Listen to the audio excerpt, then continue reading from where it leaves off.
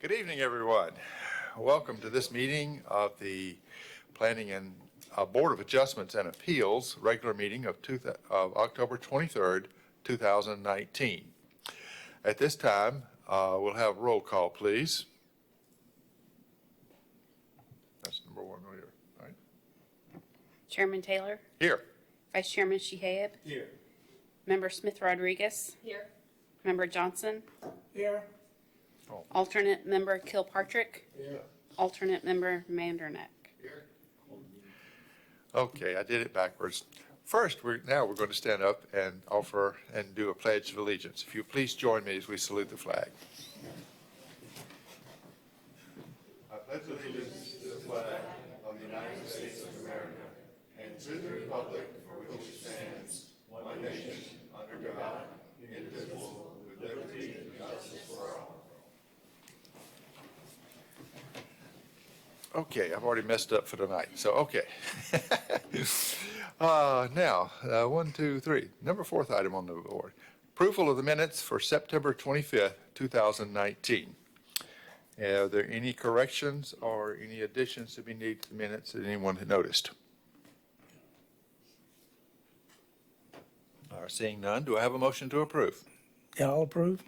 I have a motion. And a second. I'll second it. Very good. All those in favor, please say aye. Aye. Any opposed? All right, passed unanimously. Okay, now it's time for the speech. All persons who anticipate speaking on any public hearing item must fill out an oath card to be heard on that agenda item and sign the oath contained thereon. The cards are located on the table near the entrance to the council chamber or may be obtained from the recording secretary. This meeting will be conducted in accordance with the procedures adopted in Resolution 24-1997. Those speaking in favor of a request will be heard first, those opposed will be heard second, and those who wish to make a public comment on the item will be heard third. The applicant may make a brief rebuttal if necessary. A representative for either side, for or against, may cross-examine a witness. Anyone who speaks is considered a witness.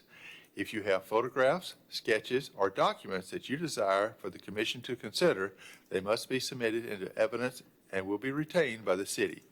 If you have not done so up to this point, you can please give those exhibits to the recording secretary.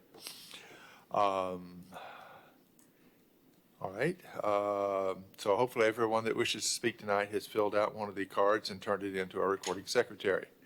Staff, have the agenda items to be discussed tonight been properly advertised? Yes.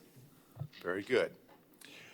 Are there any member statements that have visited or spoken to members in the public regarding these items on review this evening?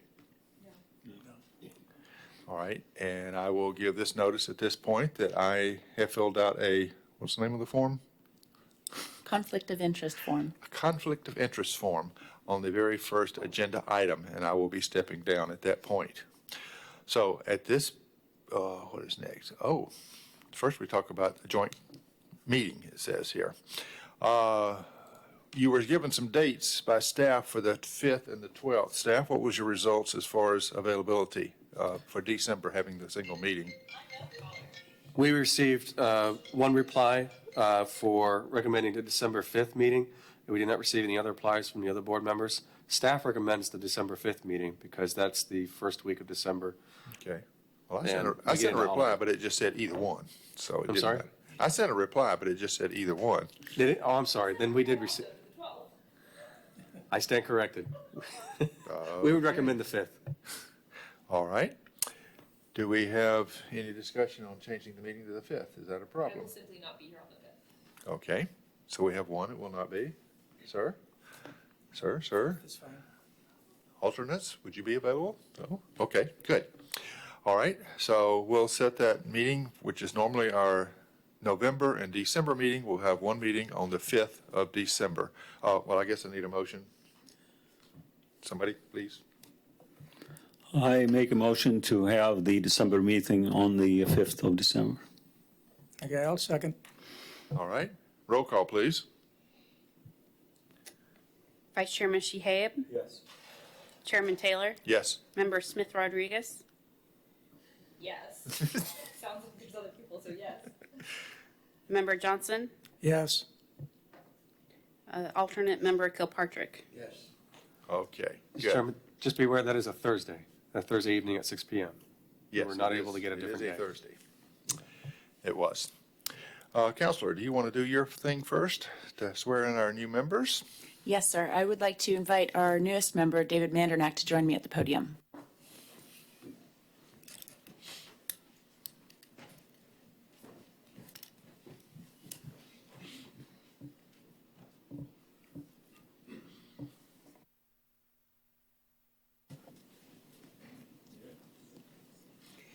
Please place your right hand on the Bible and repeat after me.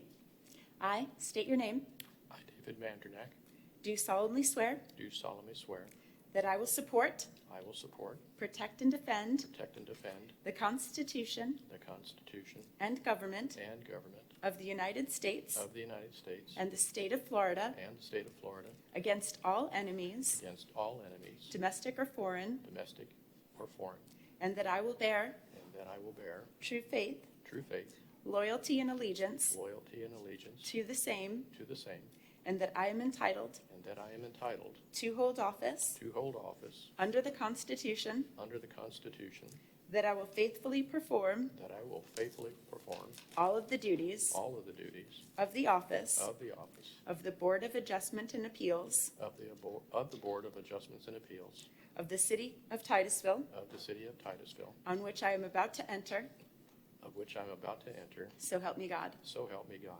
Thank you and congratulations. You are now officially an alternate member of the Board of Adjustment and Appeals, Very good. which will help us out this evening. Thank you very much. Congratulations, welcome. We are so happy to see new blood coming in here. We have missed having that. All right, are you going to just wait on the other one, Counselor? Yes. All right, we'll wait till later date. All right, at this point, I am relinquishing my position to our Vice Chairman, and you will take over, sir. All right, thank you. Can I take your chair?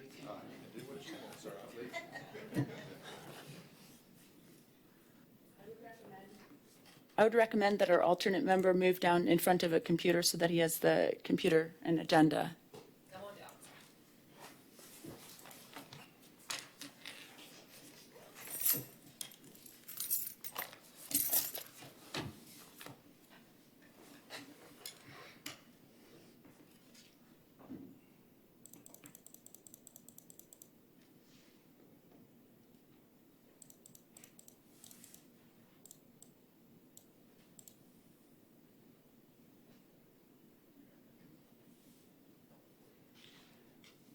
Moving forward, we don't have anything on the consent agenda other than the joint November-December meeting, right? Staff? That's correct. Okay, thank you. Old business, none.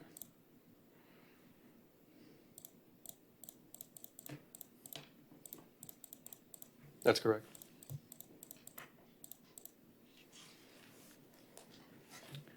New business, it's appeal number 01-2019, and that's from the applicant is Thomas Taylor. He's the chairman of the Board of Adjustment and Appeals. And Brad, could you give us some background on this?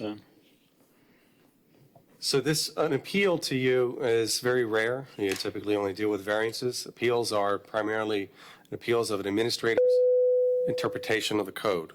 I'm not sure what that was. So what's being appealed to you tonight is an interpretation of the city's administrator of the land regulations, interpretation of what that code says. So the agenda item starts on page 10 of your packet. Mr. Mandernack, if you, I don't know if you just tell me if you're there, and then.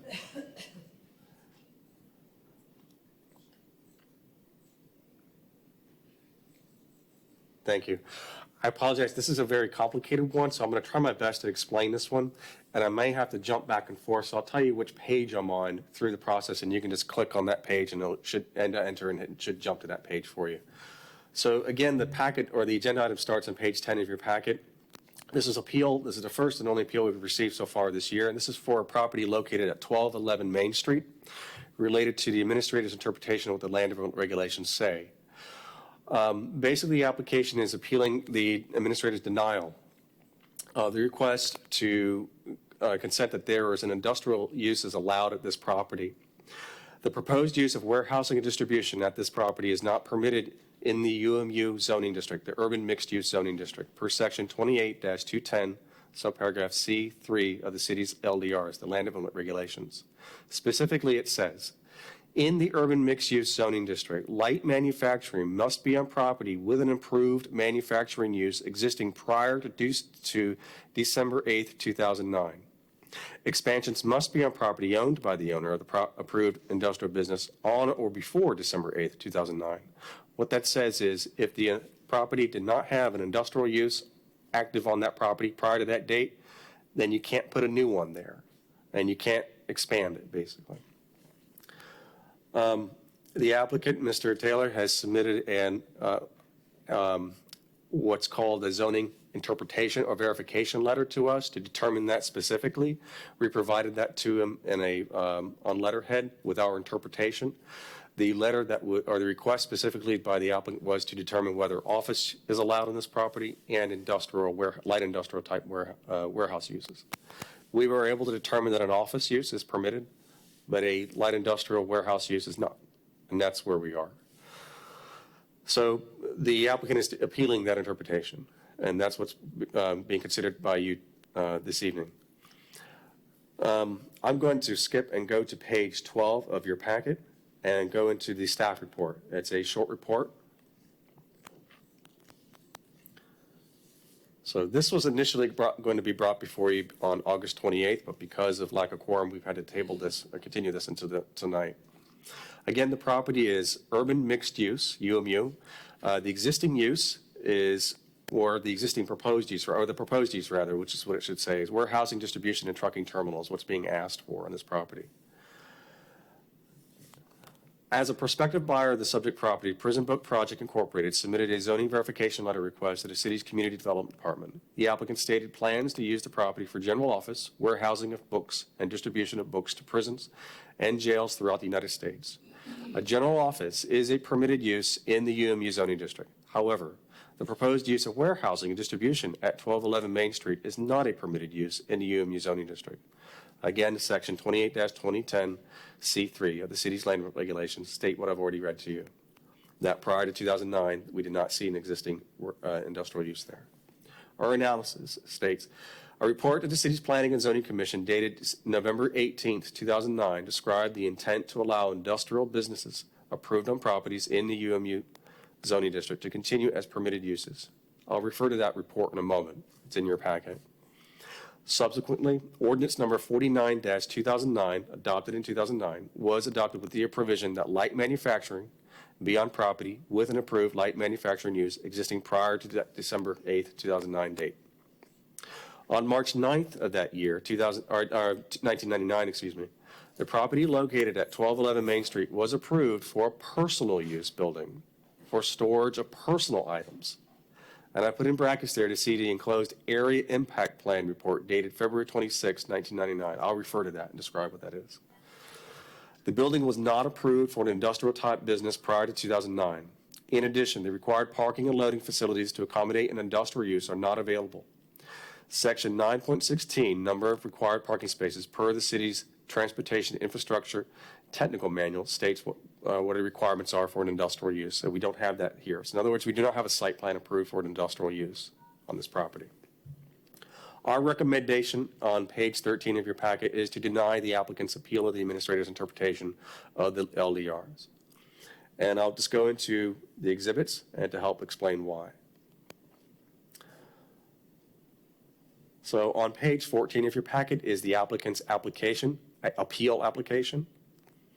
They state the grounds for the appeal. The property has been used since built for warehouse for Mr. Ray Smith Sr. for years. The intended use by new owner would be in line with the present use. We dispute that. On page 15 of your packet, you'll see a letter that was provided to us by the applicant. to help describe the proposed use.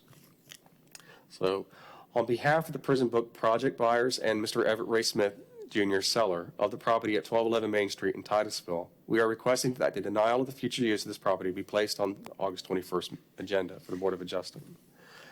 So what they are saying in this letter here is that the request for warehousing and distribution as proposed use, which was listed on the Brevard County website as a use. So what they're saying, and that's in the third paragraph here, what they're saying is they were relying on a record that they found online from the Brevard County Property Appraiser's website that states that the property is being assessed as an industrial or warehouse type use. And I'll show you that in a moment. And so that's how it's been advertised in real estate materials as being able to be used or permitted for use. But when they came to us to ask us, can we go ahead and use this for an industrial type use? That's when we determined we'll submit to us a application for a zoning verification letter. That allowed us to do the research, which I'll show you in a moment. And we issued a letter to them determining that office is allowed, but industrial is not. And so in other words, the property appraiser information is unreliable. On the second to last paragraph on that same page, page 15 of your packet, Mr. Smith, Jr., seller, contends that the property has been used as a warehousing distribution facility since being completed in 2000. Public records show that the building was built to code and was to be used for personal use building for storage of personal items. So they do acknowledge it was approved for personal use and has been used as such. Mr. Smith Sr. did use the property as a private storage and, in quotation marks, train scale gaming site for Mr. Smith Sr. and his friends. Mr. Smith Sr. made major improvements to the property, an entire city block, and placed a very nicely built building on the property. The property is well maintained by the Mr. Smith family for over 20 years. Mr. Smith and his family was not aware that the use codes listed in the county's website was incorrect. In other words, they weren't aware that the property appraiser's information was unreliable. It seems the county does not have a code for personal use and storage in their system, or they misunderstood the use. I admit the property appraiser probably misunderstood how to assess this property, but that's not something we can control. That's a different agency. It's a county agency. All we can do is apply what the zoning code says and what's allowed per the city's local zoning ordinances. The letter continues on page 16, which I won't read. I'll allow the applicant to continue on with that when they come forward to you. There is a second letter they provided to us on page 17 that they provided to help explain the use that is current of the business, the prison book project at a current location in the city, which is currently, I believe, in an area that is zoned Indian River City neighborhood. So it's been there, it's in operation now, and they did provide a description here on page 17 of your packet that describes how they operate. And based on that information, we still believe it is a warehouse type use.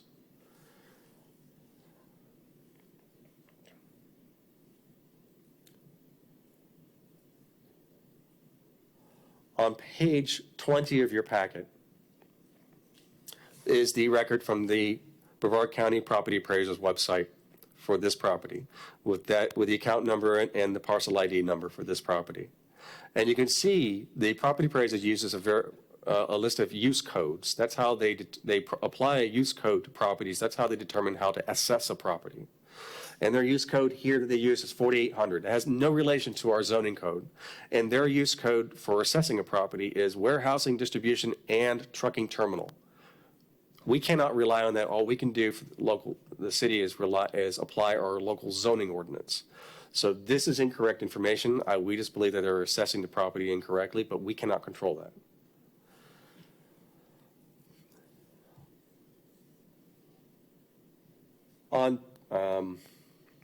On page 24 of your packet is an email that we sent to the applicant when we replied to them in response to the request for a zoning verification letter to determine whether office and industrial and warehousing uses are permitted on the property. And we determined that an appeal and administrative interpretation before the Board of Adjustment Appeals is the most appropriate avenue for their request. So that's why they're here before you tonight, to deal with the determination that industrial use is not permitted per the code for this property. You'll see the application for that zoning verification letter on page 25. They specifically asked if a general office and warehouse and distribution type uses are permitted at this property. That's on page 25 of your packet at the bottom of the application page.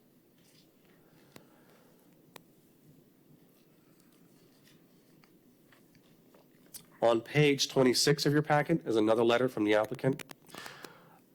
This is in relation to their information, or they're informing us that they're trying to go through a contract on this property. They stated that we are planning to use the property for general office, warehousing of books, and distribution of books to prisons and jails throughout the United States. Now, through our research, we dug up three specific documents. The first one starts on page 28 of your packet.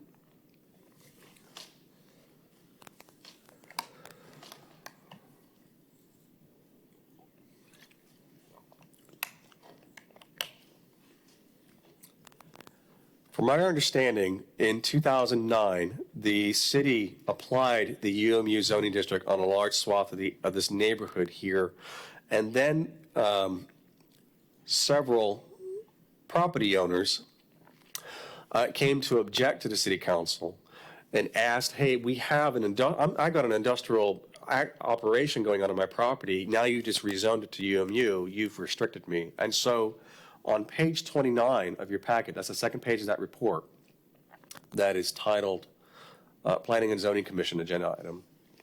So on page 29 of your packet, I've highlighted there, staff discussed in workshops the need to sensitively address the rights of current industrial property owners that remain in the urban mixed-use zoning district area. What we found out was that they decided to go, the council was asked to go back and make a provision to allow those properties that currently have an industrial or had an industrial use going on at that time of this rezoning that was happening, to grandfather them and basically allow them to continue. And so that's why and this is where I'm going to skip around, on page 43 of your packet, you will see an ordinance number 49-2009. On the next page of that ordinance, that's page 44 of your packet, you will see in a yellow rectangle there, I'll read, industrial uses listed in section 59-482, that's a prior section, we still have that, permitted uses of light industrial services and warehousing zoning. And it says, must be on property with an approved industrial use existing prior to December 8th, 2009. Expansions must be on property owned by the owner of the approved industrial business on or before December 8th, 2009.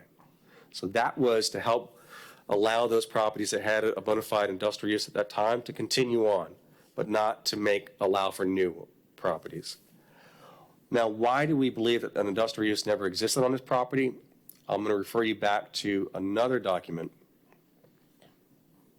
This is on page 30 of your packet. And we found a report called an Area Impact Plan Review. Just tell me if you're there or if I've lost you. Everybody's got the same, page 30? Okay. This is a rather unusual report. We do not have this process in existence anymore in our code. Back in 1999, there was a process called Area Impact Plan inside the code. And from what I understand, at that time, it was a kind of a subjective review that allowed, or discretionary review that allowed the city council and the Planning and Zoning Commission to review individual projects that were being proposed within the zoning district to determine whether they're going to have any kind of impact on the surrounding neighborhood. And so this report that was dated February 26, 1999, titled Area Impact Plan Review for 1211 Main Street. It says that Mr. Ray Smith at that time submitted a request to allow development of a personal use building for storage of personal items. This site has a zoning designation of urban mixed use. The UMU zoning district is a mixed-use area consisting of single-family, multifamily, commercial, and industrial uses within the neighborhood. The UMU district was created as a special district to protect the special public interest of the area bounded by Garden Street to the north and FEC to the Pine Street to the south and FEC Railroad to the east and Park Avenue to the west. It is intended that the mixed character of the district be protected with primary emphasis on encouraging residential development as the prominent land use in the district. Maintenance of the district's character along with harmonious coexistence of land use are paramount concerns. It is further intended that the district remains in accordance with and promote the purposes set forth in the comprehensive plan. And so, in conclusion, the area impact plan review by the City Council is to ensure the protection of the existing residential uses from the negative effects of commercial industrial uses in the UMU zoning district. This property was for 1.7 plus acres that occupies an entire city block of Main Street, Tropic, and to the south, and Robbins Avenue to the east, and Grandis Avenue to the west. The applicant at the time was proposing to develop a 4,400 square foot building to be used as, again, personal storage building for his own personal use. On the next page of that report, the area impact plan report, that's on page 31 of your packet.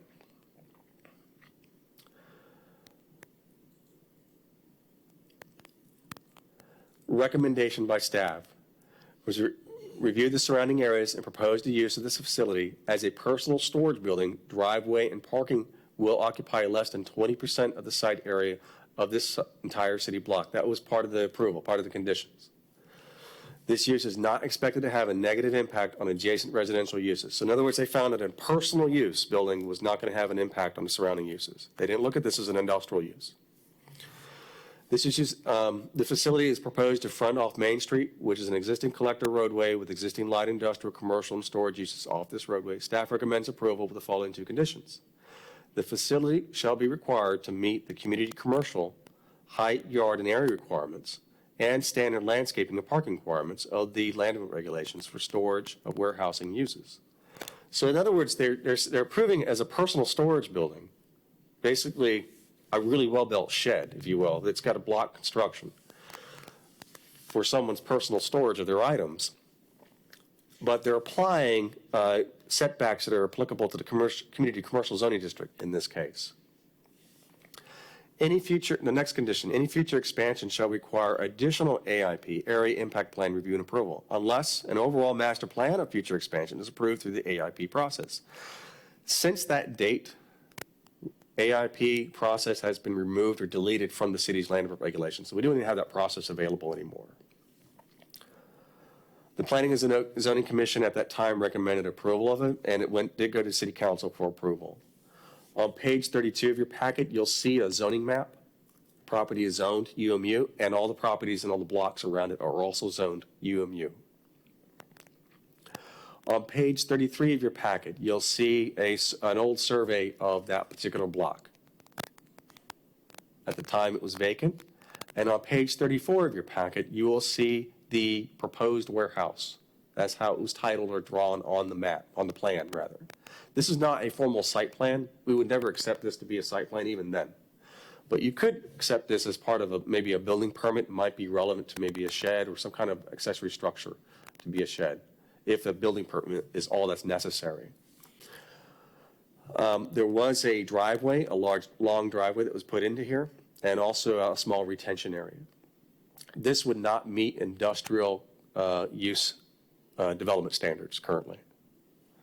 So if they did get approval to put an industrial use there, contrary to the code, or if the code has changed, they would have to go through a site plan process in order to address those issues, such as loading facilities, parking facilities, probably additional retention because of the fact that probably had to put in additional loading facilities, and landscaping as well.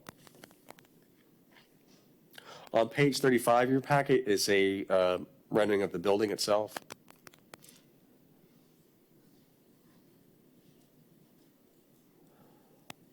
On page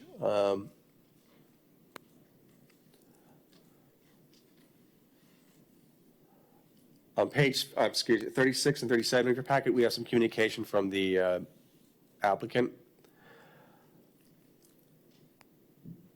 On page 39 of your packet, these are the conditions for a light industrial use inside the code as it's currently written. So the light industrial use, you'll see in that table there, those are the zoning districts, and underneath them, we put in whether it's an L, a P, or a C. And if you remember, a P indicates a permitted use by right. An L means it's permitted, but there are some conditions with it. A C indicates that use is allowed, but it must get a conditional use permit from the city council. And that's go through a public hearing. So then on subparagraph B on that same page, page 39 of your packet, you see the definition of light industrial, light manufacturing. Establishments engaged in the design, assembly, finishing, processing, and packaging of products without the processing of raw materials. For example, bottling plants, welding shops, and vehicle assembly establishments. Some of the standards under subparagraph C, that is related to if the property was zoned M1, which is a light industrial services and warehousing zoning district. Number 2 there, you'll see conditions that are specific if the use is going to be allowed in the downtown mixed-use zoning district. And then on the next page, page 40 of your packet, you'll see paragraph 3. In the urban mixed-use zoning district, so there's a specific condition here if you're going to allow industrial inside that zoning district. Again, light manufacturing must be on property with an approved light manufacturing use existing prior to December 8th, 2009. That's in our current code. On page 41 of your packet, you'll see our current zoning map. None of the properties around this block have been rezoned, so they've all maintained our zoning, UMU zoning district. That Brad, can I ask you a classification. question while Yes, you're on ma'am. that page, page 40, paragraph 3? Expansions must be on property owned by the owner of the approved industrial business on or before December 8, 2009. So would that means the owner on December 8, 2009? Correct. That's how it's read. That's how So it when reads. the property is sold to somebody else, it's no longer going to apply to them, is what that position is for the city. That's correct, but I don't think that's going to be applicable here because we don't believe that there was ever an industrial use there in the first place. I got that, okay.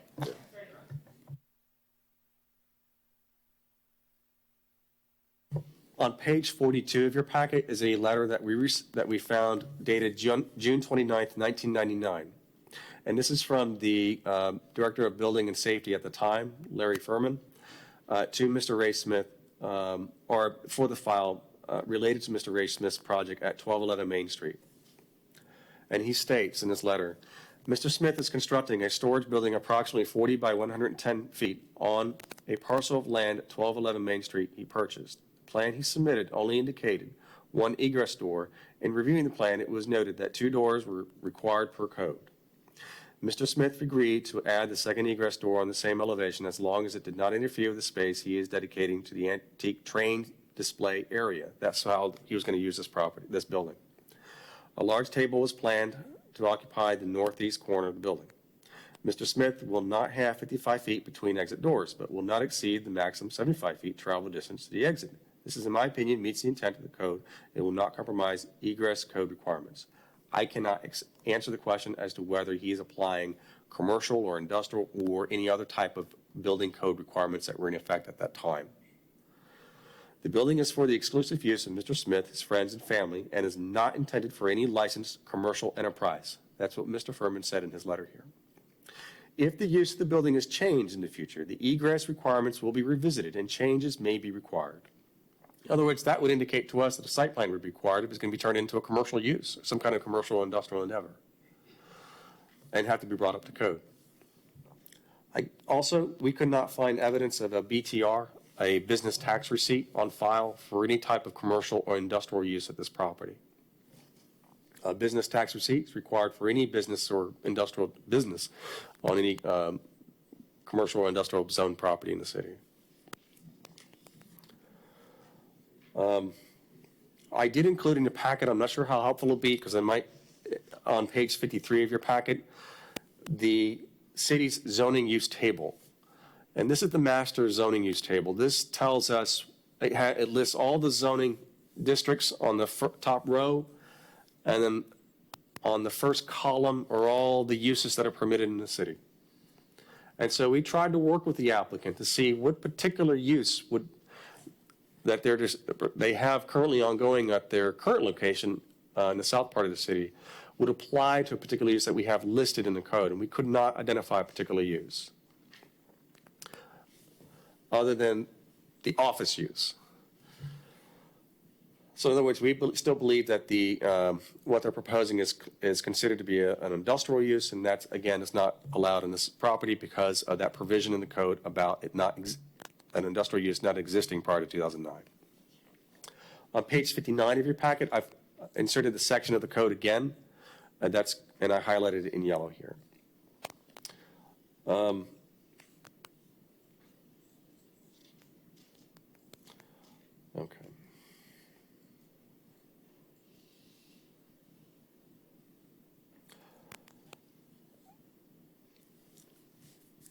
So again, we do not believe that that an industrial or warehouse type use is permitted on this property because of the condition that we read in that paragraph related to industrial or light industrial uses inside the UMU zoning district. So with that, I'll try and answer any questions you have about this one.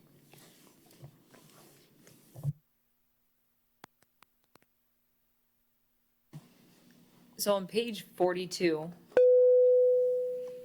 where the letter or the memorandum, it's signed by Mr. Smith, that would be before there's any sort of construction. I mean, that's before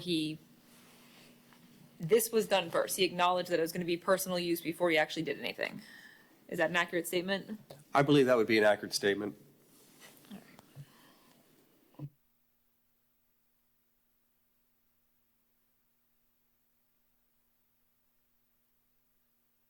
Can personal use, does that have a definition of what is personal? I mean, does storing books, can that be an item of personal property despite what the intent is to do with them afterwards?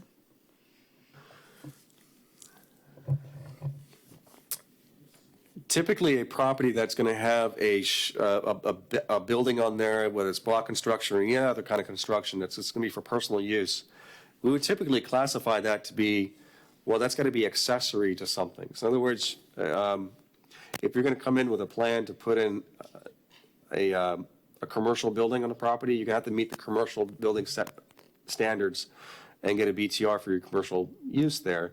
But if it's just going to be a personal use, that's equivalent to maybe saying, I'm going to build a building over at Titus Landing on one of their out parcels, but I'm only going to use it for my personal use. There is not a definition in the code about that. We would typically see that as mainly like an accessory storage building, or maybe it could be a personal, a private museum. Maybe that could be classified as that, but we just didn't see anything in the code that addresses this particular scenario. And to go back to the very first question I asked you when I interrupted you, even if there was an industrial or light warehouse type use originally, even if there was, it would still not be applicable to the new owner of the property because it's beyond the December 8th, 2009 date? Well, let's say there was a bona fide industrial use there and we had a BTR in effect there and in place, and it's been continuing on to today. And they wanted to expand it. Well, according to that second sentence that you read, it sounds to us that you can't transfer ownership. It has to be held in the original ownership at that time, whoever held ownership of that use and business there in 2009, in order to allow that expansion.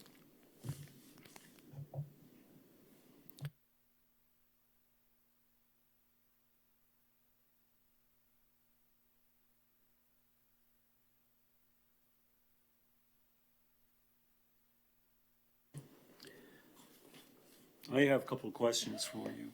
Where's your microphone? Sorry, yeah, I'm using the other microphone. This is too complicated for me. How would you do it? You do both of them at the same time? Okay. Just on the zoning use table, there's an item there for warehouse use, and it says it's limited, or what does the L stand for? It's permitted, subject to limitations. Correct. So why can't that be a condition for the approval of this use? Since it's a limited, or there is limitations to it. It's permitted, but there is a limitation. So I'm not sure why it would be a problem. It's both places. It's light manufacturing and warehouse wholesale. And who would make that decision on the permitted subject to limitation? Who would make that approved or not approved? We just go by what the code here says. It says that so in other words, the use is allowed, but with this condition. So if you can't meet the condition, that use is not permitted. That's what that's basically, that L means. So we have other uses that have conditions like, a daycare, for example, has to have, it's permitted, so it'll say P if it's by right, but if it says L, then it will say permitted but with limitations, and that limitation might be, for example, has to have a playground 50 feet away from a residential lot. And if it can meet that, then you can go forward, and it's by right, you can go forward and do it. And you just got to prove it with a plan. But if you can't put a playground within, if it's going to be within 50 feet of an adjacent lot, then you don't meet that condition of that use, you can't go, it's not permitted then. So that's what the limitation means. So we have several uses that are like that. But this particular use for this particular zoning district has a very different type of condition. It says if it didn't exist prior to 2009, you just can't put it there. So the property was never used for industrial prior to 2009. You just can't put a new industrial use there, is what it's saying. So the only thing that's preventing this is that paragraph that was written in addition, like as a condition for the conditional use. I wouldn't call it a conditional use because a conditional use would require a public hearing in this case. This is just saying that industrial is allowed only on properties that inside the UMU zoning district that had a bona fide industrial use activity going on at that time prior to 2009. That's the condition. And so if the property, let's say a property that had an industrial use going on at that time in 2009 when that ordinance was adopted, a few years later it stopped and several years went by and we didn't have that use going on that property anymore. Another property, that same property owner can come back and say, I want to resurrect that industrial use. And according to this condition here, he'd be allowed to do it. So in other words, that zoning carries with that property. But if he never had an industrial use prior to 2009, and then property owner wants to come back and, hey, I want to put one there now, that condition is limiting him, prohibiting him from doing that in that scenario. So there is nothing in the code that would allow him to do what he wants to do. That's what the issue is then. What we're saying is based on the information and the way that the applicant gave to us and the way they described their operation, and they state in their application for a zoning verification letter, this is a warehouse type use, that we believe that falls under warehouse wholesale use as specified in the code here, or light industrial. And in both uses, it has that condition here saying that if it didn't exist prior to 2009 on that property, you can't have it. It's not permitted there, in other words. So that's based on the information that the applicant gave us. I'll refer you to that one letter. In fact, there are several letters the applicant gave us.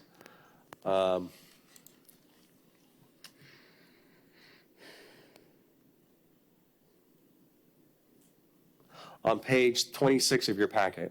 This was a letter that was submitted to us with a zoning verification application, and it states in there, we are planning to use the property for general office, warehousing of books, and distribution of books to prisons and jails throughout the United States. So on the application itself, on page 25 of your packet, you'll see specified use at the bottom of the page there. general office, warehousing, distribution.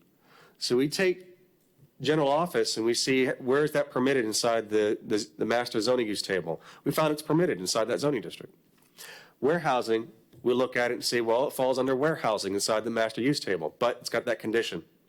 It didn't exist there prior, it's prohibited now. Same thing with distribution. And so that's what we base this on the information that was provided to us from the applicant.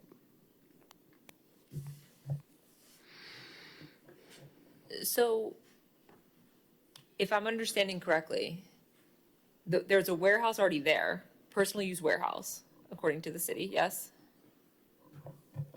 I would call it a personal use building, but on the plans, Okay. yeah, it said for the building permit, it was labeled warehouse. I mean, a 4,400 square foot building is sitting there. Yes, ma'am. Okay.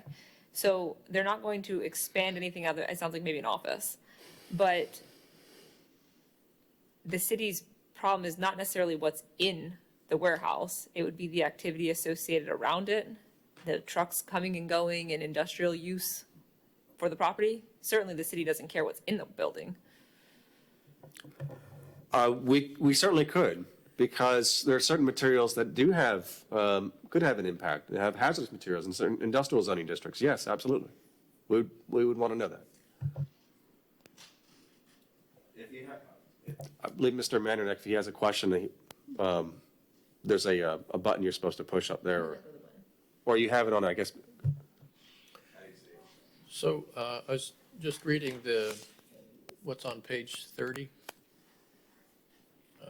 I guess it dates back to that time frame in the Yes, sir. 99 time frame.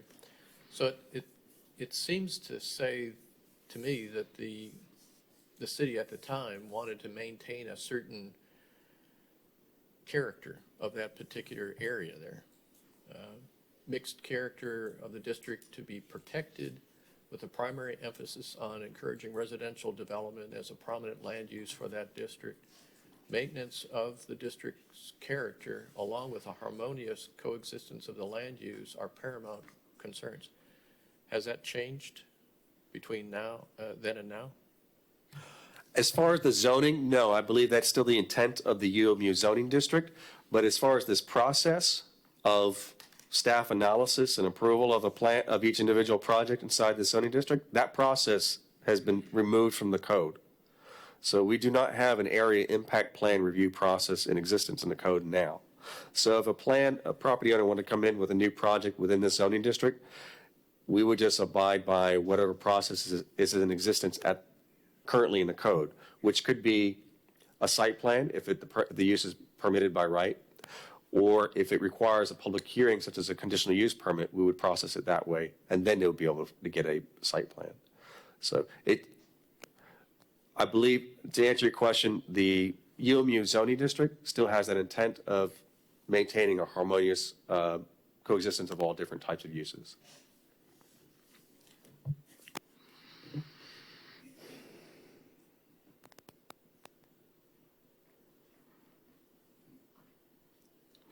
Is there any more questions from staff?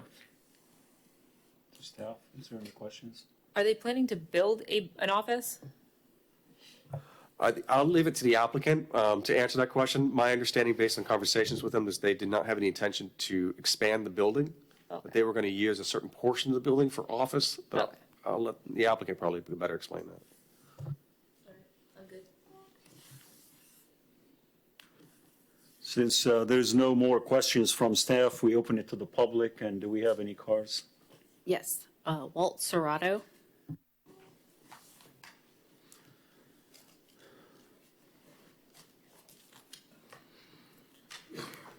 Walt Serrato, 3390 Muirfield Drive, Titusville, Florida. Brad pretty much covered everything I was going to talk about, but the thing that, I'll start from the beginning anyway. As he said, the proposed facility, and my pages are not the same as yours, by the way, but you've got it there somewhere. The facility was required to meet the community commercial height, yard area requirements and standard landscaping and parking requirements of the LDRs for storage and warehouse.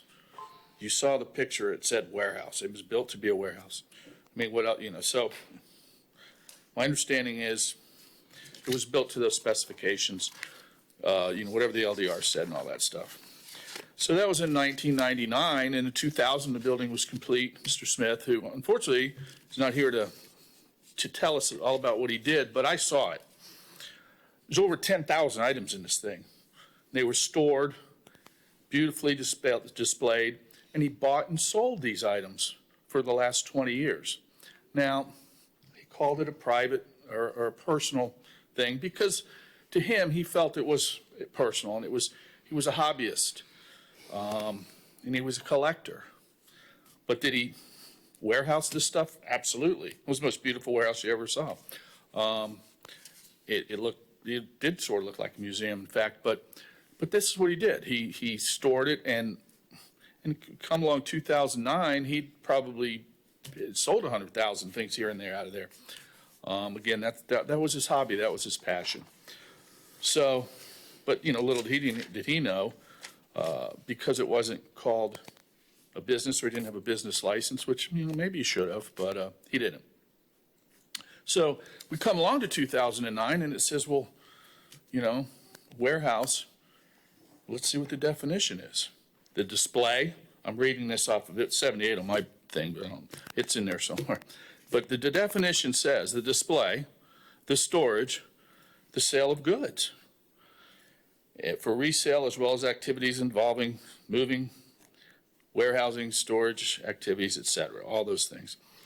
That's what he did for 20 years. So my contention is this has been a warehouse since the year 2000. It was a warehouse in 2009. It's a warehouse today. And I don't really, that's why I was really miffed at the fact that they didn't see it that way. But once again, not everybody saw what I saw or understands it that way. I will say this, though, the 2009 brain trust that, decided to do all this, to my knowledge, there hasn't been one residential development in that area. And you might be able to check that out. I don't think so, but maybe not. But I don't think there's been one residential development. What I do know is that there's industrial development abutting this property, well, across the street. And there's expansion of existing properties with similar uses. That's what's going on now, not the wish of 2009. This proposed use would be very much in line, and I think, I think otherwise you're going to have a vacant piece of property sitting there for God knows how long. So that's about all I have to say. Thank you very much.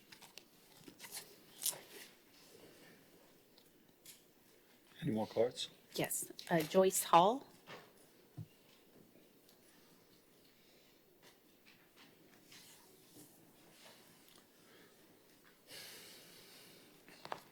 Hi, I'm Joyce Hall, and I'm representing Prison Book Project tonight.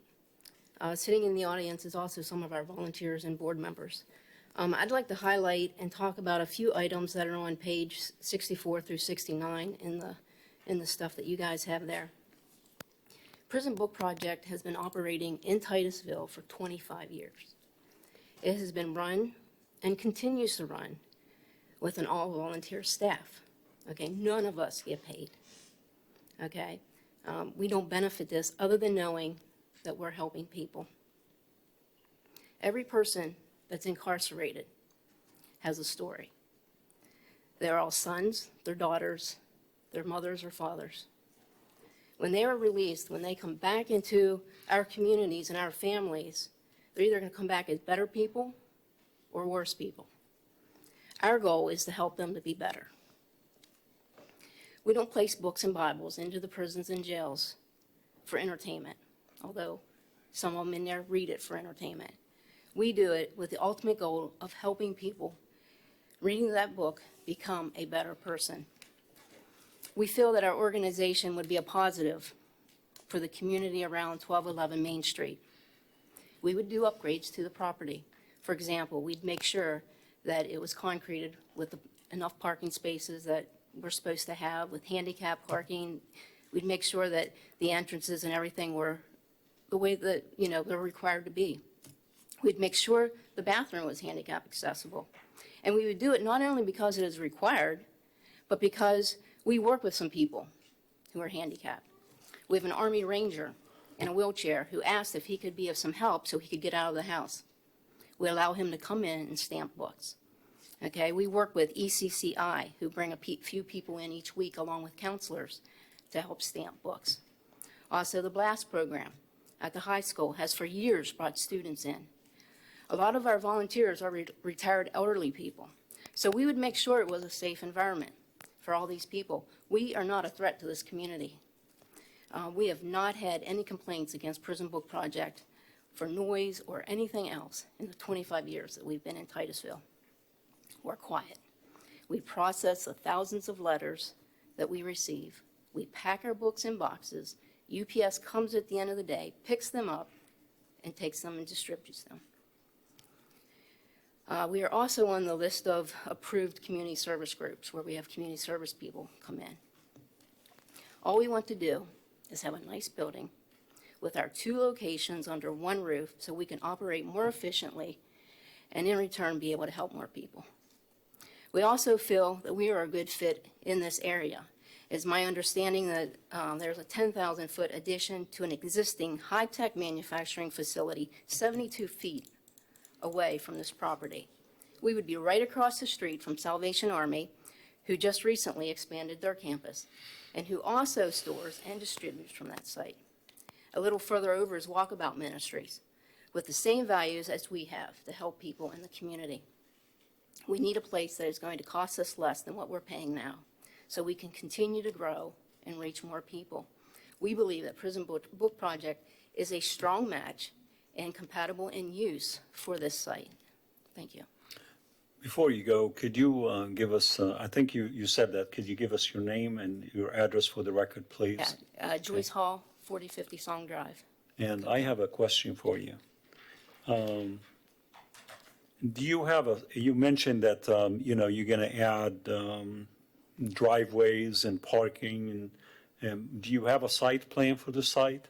Not yet. We were going to do that, but it got holded, so we didn't even know if we were going to be able to. Do you have like a sketch of what you were going to do that shared it with the staff? Or you don't have anything, right?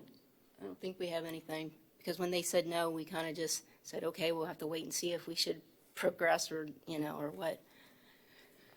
So basically, you're saying this is a charity organization or nonprofit organization? We That's are a why. nonprofit ministry, yes.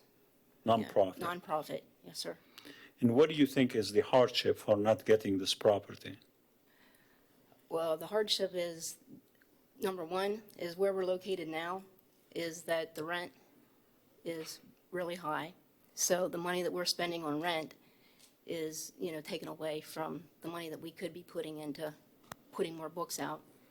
2 is that we have to cross a busy street with pushing our cart of books to refill our shelves. Because we store in one building, we come across the street to restock our shelves to box things up, to ship out. Okay, so that's a pretty big thing right there. I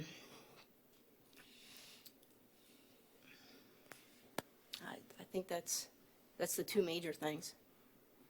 Okay, all right, thank you. Thank you. That was the last card. Last card? Okay. Thank you. We'll bring the item back to the board. Is there any questions from staff or any discussions? Yes.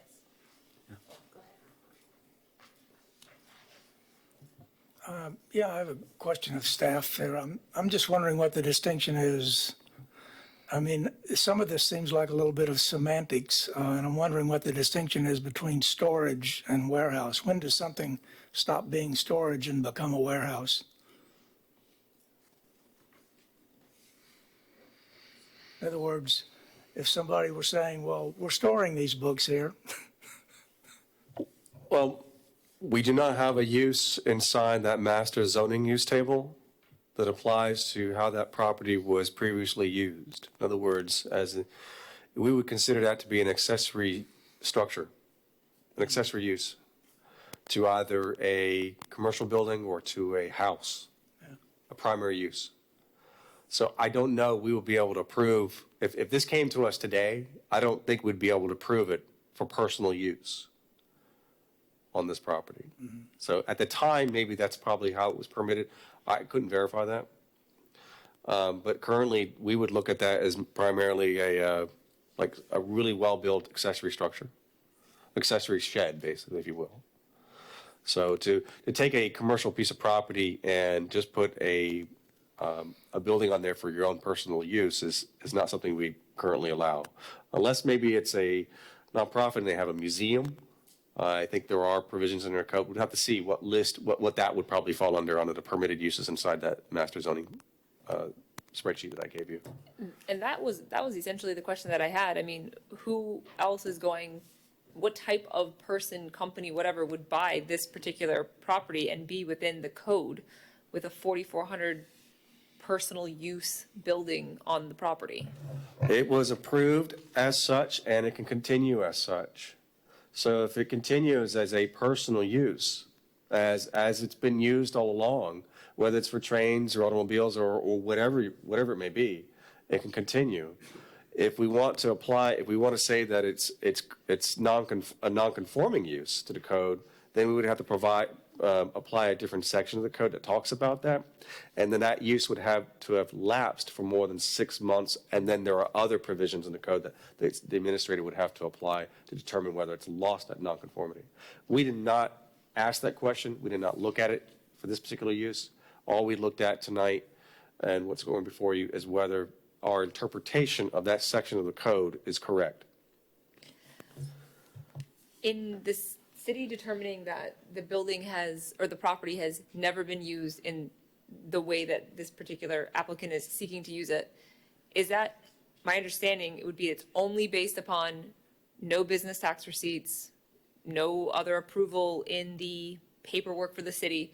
I mean, it didn't actually consider a practical application of a 4,400 fully stocked building. I mean, there's nothing that prohibits someone putting an industrial building getting an approved site plan for an industrial building that's 4,400 square feet. An industrial use is going to have or a commercial use is going to have a BTR with the city for some kind of business activity going on there. For legal business activity. Right. We just don't have that here. We don't have any business BTRs that were ever submitted on record for this property for any commercial endeavor. What about illegal business activity? If it's not been approved and it was still used in that capacity, does that sway the city? If it was used in a capacity that would allow the continued use of that property in that capacity, even though it wasn't legally done, does that change anything? Well, an illegal activity would be going to code board in that scenario. We didn't ask that question here. Right. But what we saw was the approval of the area impact plan that I referred to in your packet there in 1999. It was reviewed and approved for a building to be constructed there with some limitations for the personal use of the property owner. And that's how it was approved. We did not see it approved for an industrial or commercial endeavor. And that's why we didn't find record of a BTR on file for this property either.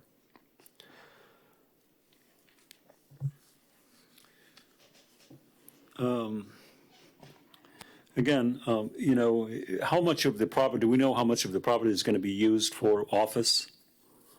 Because a community commercial is allowed in this place, right? A community commercial is a different zoning district. But it's allowed in the UMU zoning. Well, there are certain retail uses and commercial uses and that are allowed inside the UMU district, some of them with some conditions or limitations, rather. There are industrial uses, but again, those are only limited to if they existed on that property prior to 2009. So this property, you can't use it for anything. You could probably use it for a commercial use, but if you're going to change the building would have to be brought up to code in order to allow for Well, commercial use. they're going to do that anyway. Yeah. They're going to bring it to code, and then they can use it as a commercial site. Sure, if they are going to propose to us a use that is commercial and that is consistent with the permitted uses within that master zoning use table, then sure, we can either permit it by right with the proper building permits, if that's all that's necessary, or a site plan, depending on the type of use they're putting in there. Or it may say it needs a conditional use permit, so it may have to go through a public hearing process. But of course, if the use is appropriate and permitted on that property, of course. So the thought is, if they use it, they will have trucks coming in and out of this place, right? And basically not trucks, but maybe UPS trucks, which comes into offices all over the place. And UPS and Federal Express, I don't think they're going to have semi trucks coming in with books. So is there anything that you can add to a conditional use, or maybe like the office, is part of this is an office. The other part would be to store material, just like doing maybe working with email and selling online and things like that. I mean, you can do it from a house. In our zoning interpretation letter that we provided to them, our interpretation, they asked for is a general office and a warehouse industrial use permitted on this property. General office is permitted. So if they want to use the whole building for general office, that's great. That's a permitted use. And they'll just have to go through the appropriate permitting process to either reconfigure the building or make it accessible according to Florida Building Code, or if a site plan is required for site improvements because parking spaces need to be added on the property, a site plan needs to be done as well.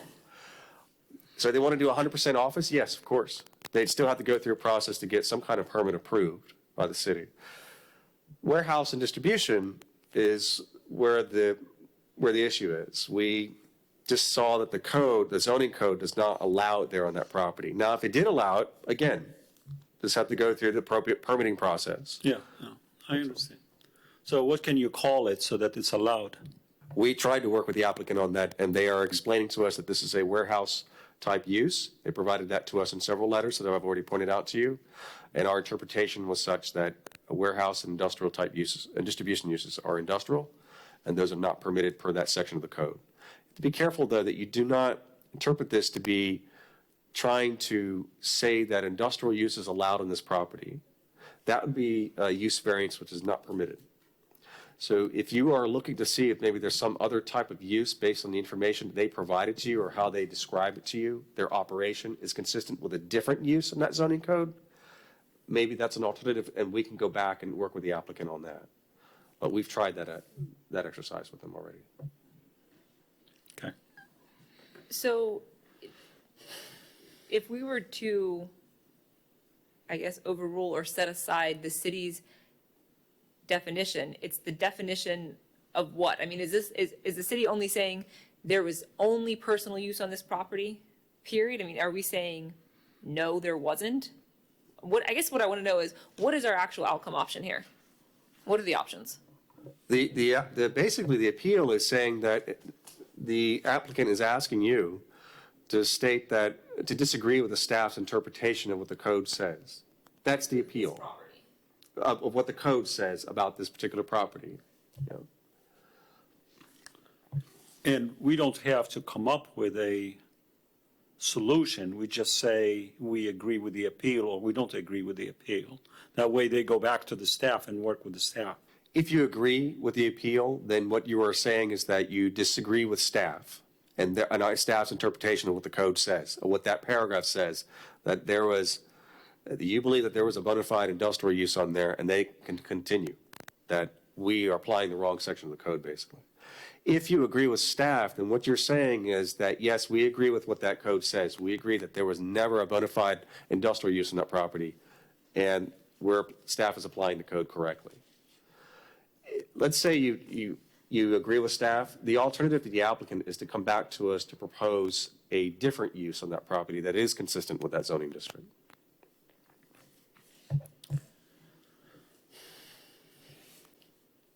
So if we, in this process, decide against the staff's interpretation, by doing that, do we set a precedent that is not healthy for the community? Typically with appeals, you do set a precedent. It makes what you're saying is that it's an interpretation now that we have to follow. I would say that this is really about this particular property, the way this condition is written. Maybe it's also written about other properties that did not have a bona fide industrial use on there. So what you're saying here what you could say here is that, and I'm not trying to help you with your determination on this, is we made our determination based on the information as by the applicant that describes their operation. How does that fit in with the list of uses that are listed inside our zoning table? And so we, based on the information and the way they described their operation and what they asked us, we saw that fitting under two classifications: warehousing and distribution and light industrial. We just didn't see it fitting on any other use. And so that's where we stand. I mean, if you see it, the way they describe their operation as fitting under a different use, that's something you could consider.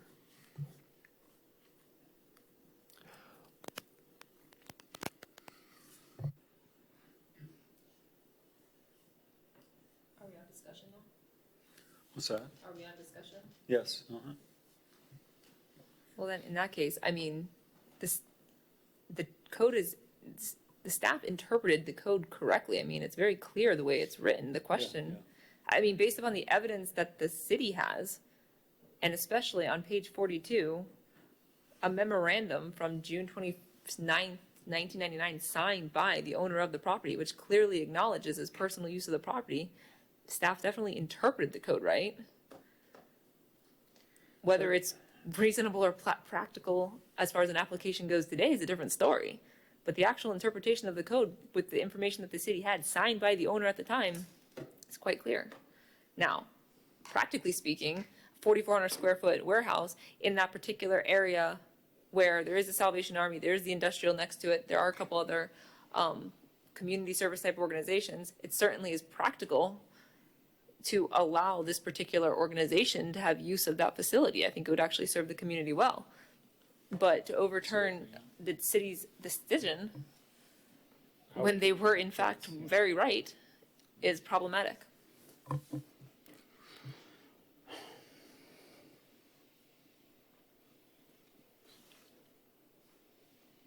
of you have to turn this on. Yes.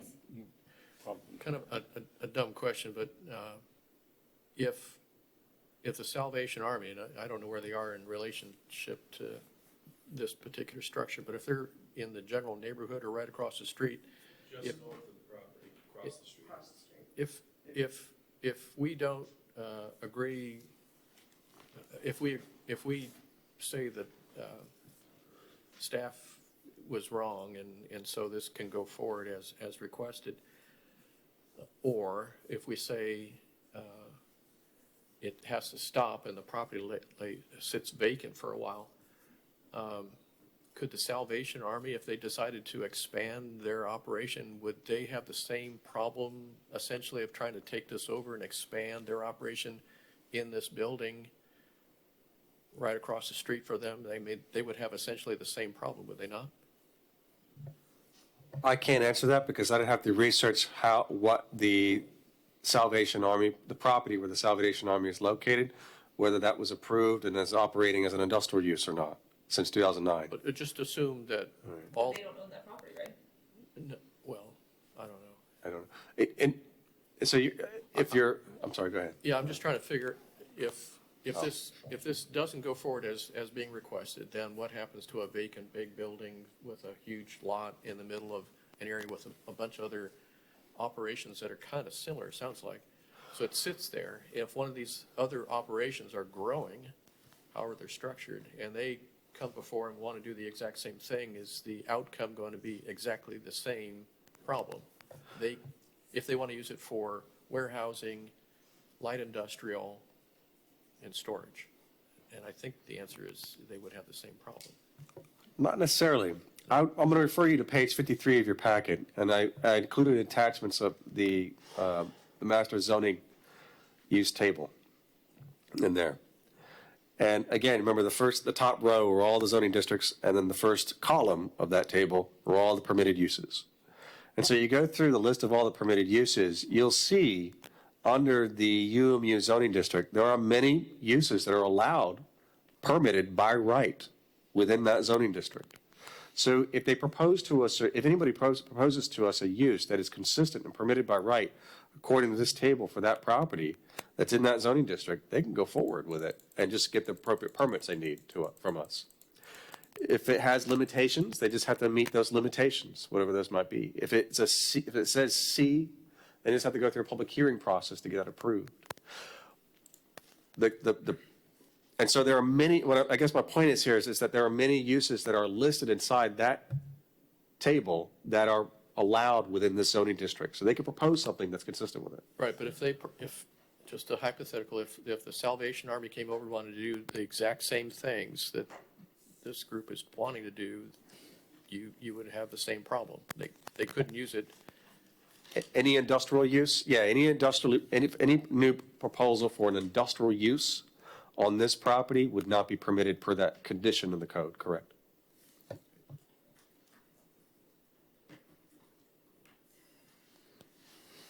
a pickle. Am I allowed to rebut? But well, you have to wait till the end to okay. finish our discussion, and then you can do that. Well, I thought it was in my head, sorry. Just trying to figure out. Well, so Mr. Walt over there, he indicated that his belief, not substantiated or corroborated in any other fashion, was that Mr. Smith, who had owned the property, had some sort of business going on there. I mean, city made its determination, or staff made its determination based upon the records it had. And so if there was actual business going on, properly permitted legally or otherwise, I mean, we just didn't hear enough evidence other than Mr. Walt speaking on that topic. But to me, if there was more evidence, substantial corroborated evidence, that would suggest there was more than simply personal use going on. Well, that's a different story. Excuse me. I'm right. Stand by. Stand by. These are the daughters of Mr. Smith here. Stand by. Okay. Did y'all fill out a card? No, they're a little shy, but they'd be glad to speak if you want to ask questions. Stand by just for a couple more minutes, and we'll.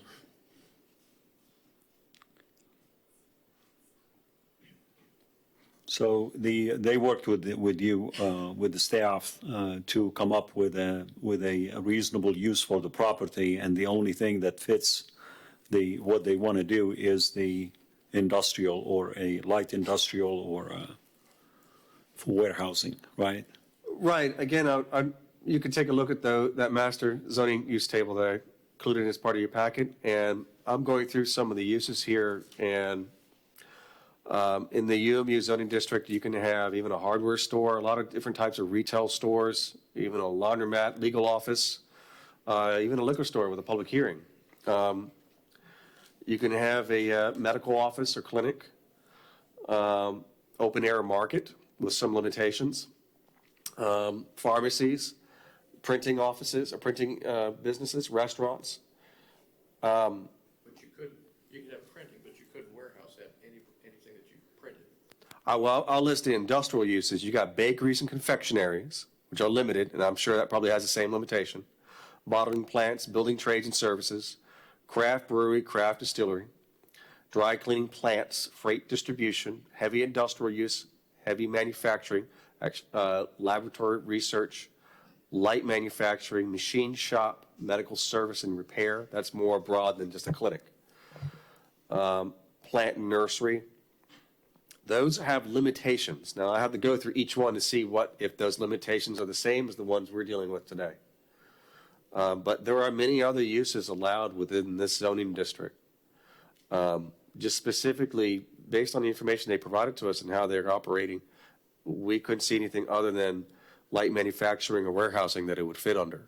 And it specifically says in that zoning district limitation. And when we go to that limitation, we see that condition that we've already read to you. So there certainly could be another use that they could propose to us that would be more consistent with what they're doing. We could certainly talk with the applicant to try and do that. We did have several discussions with them about that. Again, office is permitted use. So if they want to use the entire building for office use. And in fact, we actually discussed that at one point, using the entire building and considering what their operation as an office use. Problem is the operation is going to have trucks going on and off the property. They're going to have loading facilities. They would need those garages. All that talks to us as if it's an industrial or light industrial, and a distribution type use, and warehousing, which falls under those categories, including according to the zoning code. What about freight? Is freight looks like it's covered. Goods transported in bulk by truck? Yes, ma'am. Freight also has the same condition. Condition, The same condition, urban mixed-use zoning district. So if you're going to put a freight use, which is freight distribution must be on property with an approved freight distribution use existing prior to 2008. I'm sorry, December 8th, 2009. Same condition.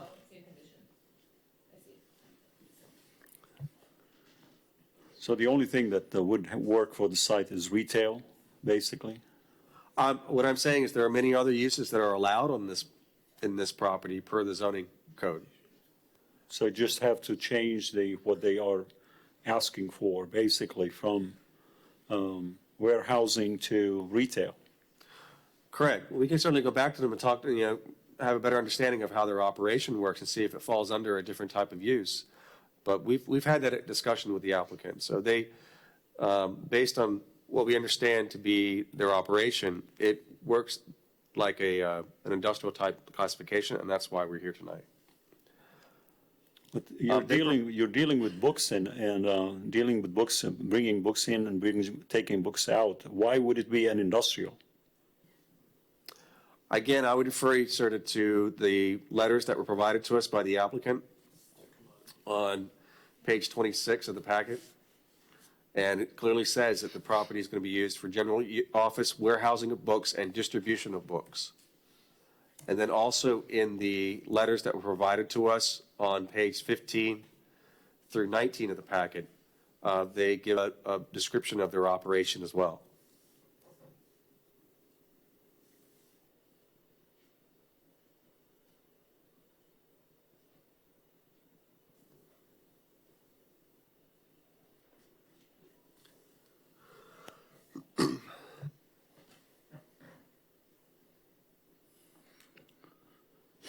So these letters need to be changed. Instead of saying this property will be used for general office warehousing, it could be general office and retail.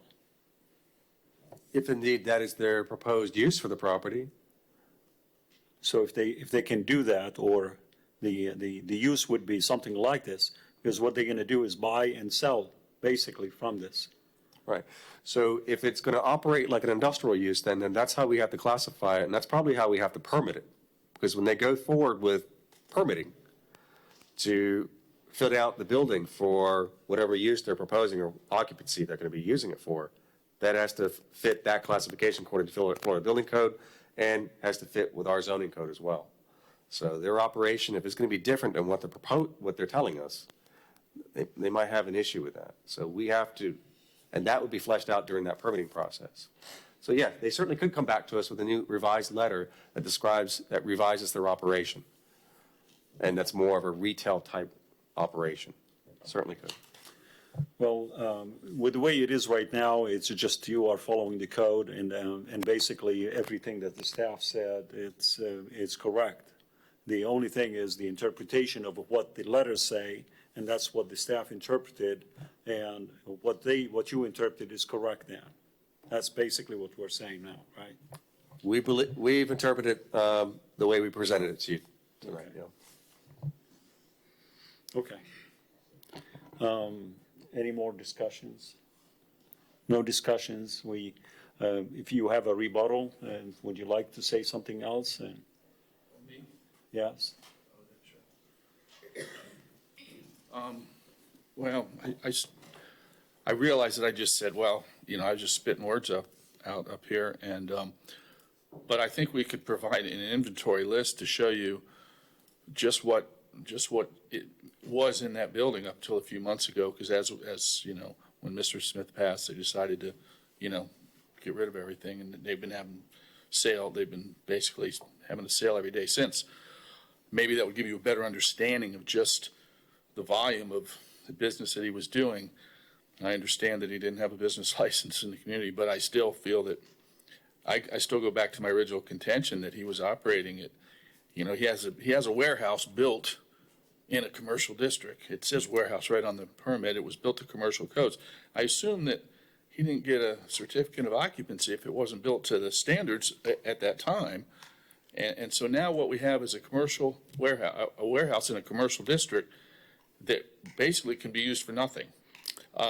And I'll tell you this because I've had 3 other prospective buyers look at it since it's been under contract, and I said, well, we have a problem. And they said, well, it would be perfect for a warehouse for my business. Seago's Home Medical is one of them. He's right around the corner, and he said, man, I could use that. And I said, yeah, but I don't think it would work. He said, I just want to warehouse stuff. I said, yeah, can't do it. And there was another one, too, that I won't mention now, but what are you going to do with this property? I mean, it's a warehouse. I know you can put a doctor's office there. Yeah, I'm sure they're going to be lining up to put a doctor's office in it, basically an industrial area, that it doesn't fit. This fits perfectly. And it's, I'm sorry, but I'm just going to go back to say it is a warehouse, always has been. And I don't know how we could demonstrate that, but if there is something that we could provide that would demonstrate that, I think we'd be happy to try and do so. And thank you, guys. Well, If there's any just, questions, maybe I could. no, just the thought that, the letter says you want to use it for warehousing. I mean, that's what you want to do. Yes. You want to use it for warehousing. Warehousing is not allowed in this district. It is, So- it is if it was No, a warehouse. I was there when from Mr. 2000 Smith was, 2009. came in front of us one Well, okay, I time.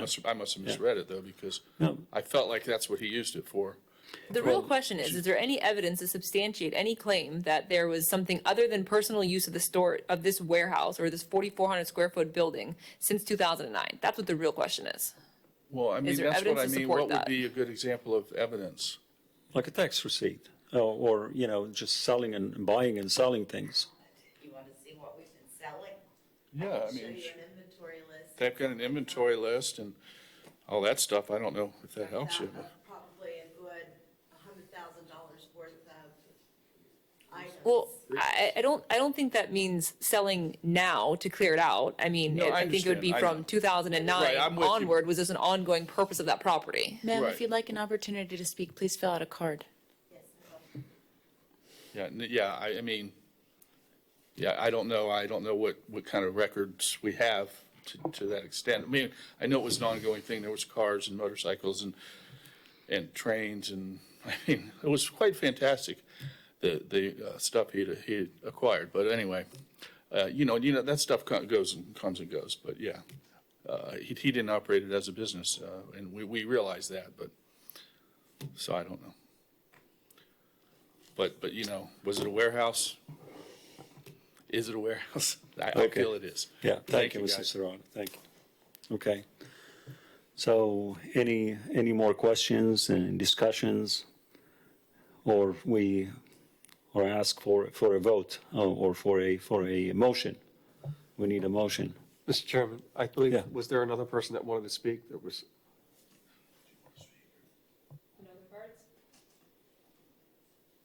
Now's the opportunity. I don't think so. Okay. Mr. Chairman, if there's any evidence to show that there was a bona fide industrial use on this property from the applicant or former property owners or whoever, we would be happy to look at any of that information. We just weren't able to bring that, or find that. So if there is someone in the audience that has information that we could use, we'd be happy to look at that. As an industrial use, you mean, I say? Yeah, to help. The only thing I'm looking at is a little bit different, it's like, what they are using, it's not an industrial use, it's something else, and then instead of calling it a warehouse, can it be called something else, because that's not what they're using, that's not the warehouse. That's my, She'd like to fill out a card, I'm sorry. you can speak first and then fill out the card later. My name is Becky Trader. You need my address? Yes, please. 6075 Palm Street, Scottsmore, Florida. I know personally my dad had a lot of items within that building. I know my dad had multiple items which he had purchased and he had sold them. He had 3 Disney Contemporary for the train tracks. He sold 2 of them. He had 5 of my daughter's always called it the boring ball, at the Epcot Center. He sold all of them except for one that was left on the train track that my daughter inherited. I know my dad did multiples. We sold multiples after this past year of all the items that we have found within the building. I know my dad stored things. He stored things for me. He stored things for friends. He had a storage section in the back that was just for storing things. He had a garage in there that he stored an astronaut Corvette that's been in there for a good 15 years. I know 2009, I know what my dad would not be worrying about right now is if we are an industrial or if we are a warehouse. He was taking care of my mom who was going through breast cancer. And then my dad passed shortly after that. So I don't think he was worrying about the future of this building. He was worrying about the future of his wife. I know what my dad did in this building, and I know what's gone on in this building, and I personally love, and I just think the idea of the book ministry taking over this, it gives me peace at heart to know that the building my dad built is going to a good cause, not to just another industrial building.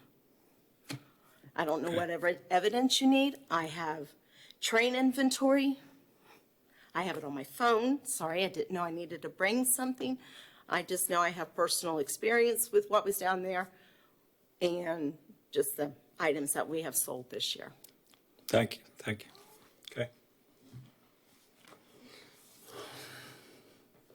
Well, I've got to say that, that this particular use of this building seems to be most appropriate to me, given this area.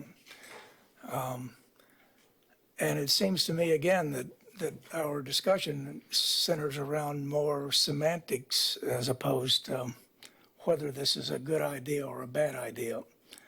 And the fact that the only buckets we currently have happen to have fallen into industrial and warehousing.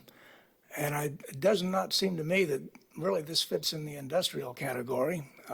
Perhaps I don't understand the exact definition of industrial, but it just does not appear to be that in my mind. I understand staff's interpretation of this, and you did have to go to some degree on what the applicant asked for. And if they asked for industrial and warehousing, I can somewhat understand why you would have come down the way you did. But I'm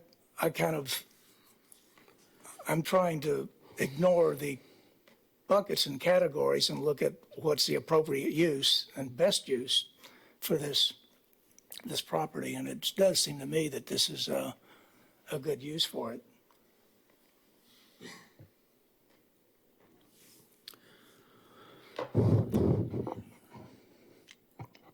Again, the dilemma is right here between us is trying to determine, the staff. The staff has an interpretation, and the staff interpreted in accordance to the code. That's correct interpretation.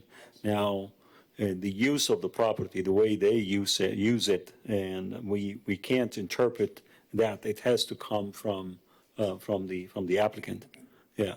So, for me, I'd like to change the wording within it because it's like just like you said, it's a play on It's just a semantics. semantics. The use of the property is, you can't use it for anything else. Right. Can I ask something of staff? Brad, if the Smith family is able to show that from 1999, when that letter was signed, and ongoing, maybe not every day, maybe not every week, but there was an ongoing business occurring, despite having the legalities associated with a formal business, is staff able to reinterpret that there was, in fact, industrial use on the property, even though it may not have been legal? Without a BTR, let's say in that scenario, without a BTR since 1999, it would be very difficult for us to make the call that there was a bona fide industrial use that was approved on that property. We've had to deal with this before where there was a use that was in continuance on a piece of property that was allowed there at one point but was rezoned later and then it became non-conforming, a non-conforming use. And so if the code says if that use stops, and then there are provisions on how to determine how that occurs, such as the lack of a BTR for more than 6 months, lack of paying for electric, water, and there are other circumstances. And it becomes obvious to the administrator to say, well, that has lost its non-conforming status. I think that we've had to deal with issues like that before. I think in this scenario here, you're suggesting that if they didn't have a BTR for an approved industrial use since 1999, it'd be very difficult for us to say that it continued on. You done? Yep. One more final question for me. The one thing that this property has taxes, that they pay taxes on this property. Do they pay taxes as a residence?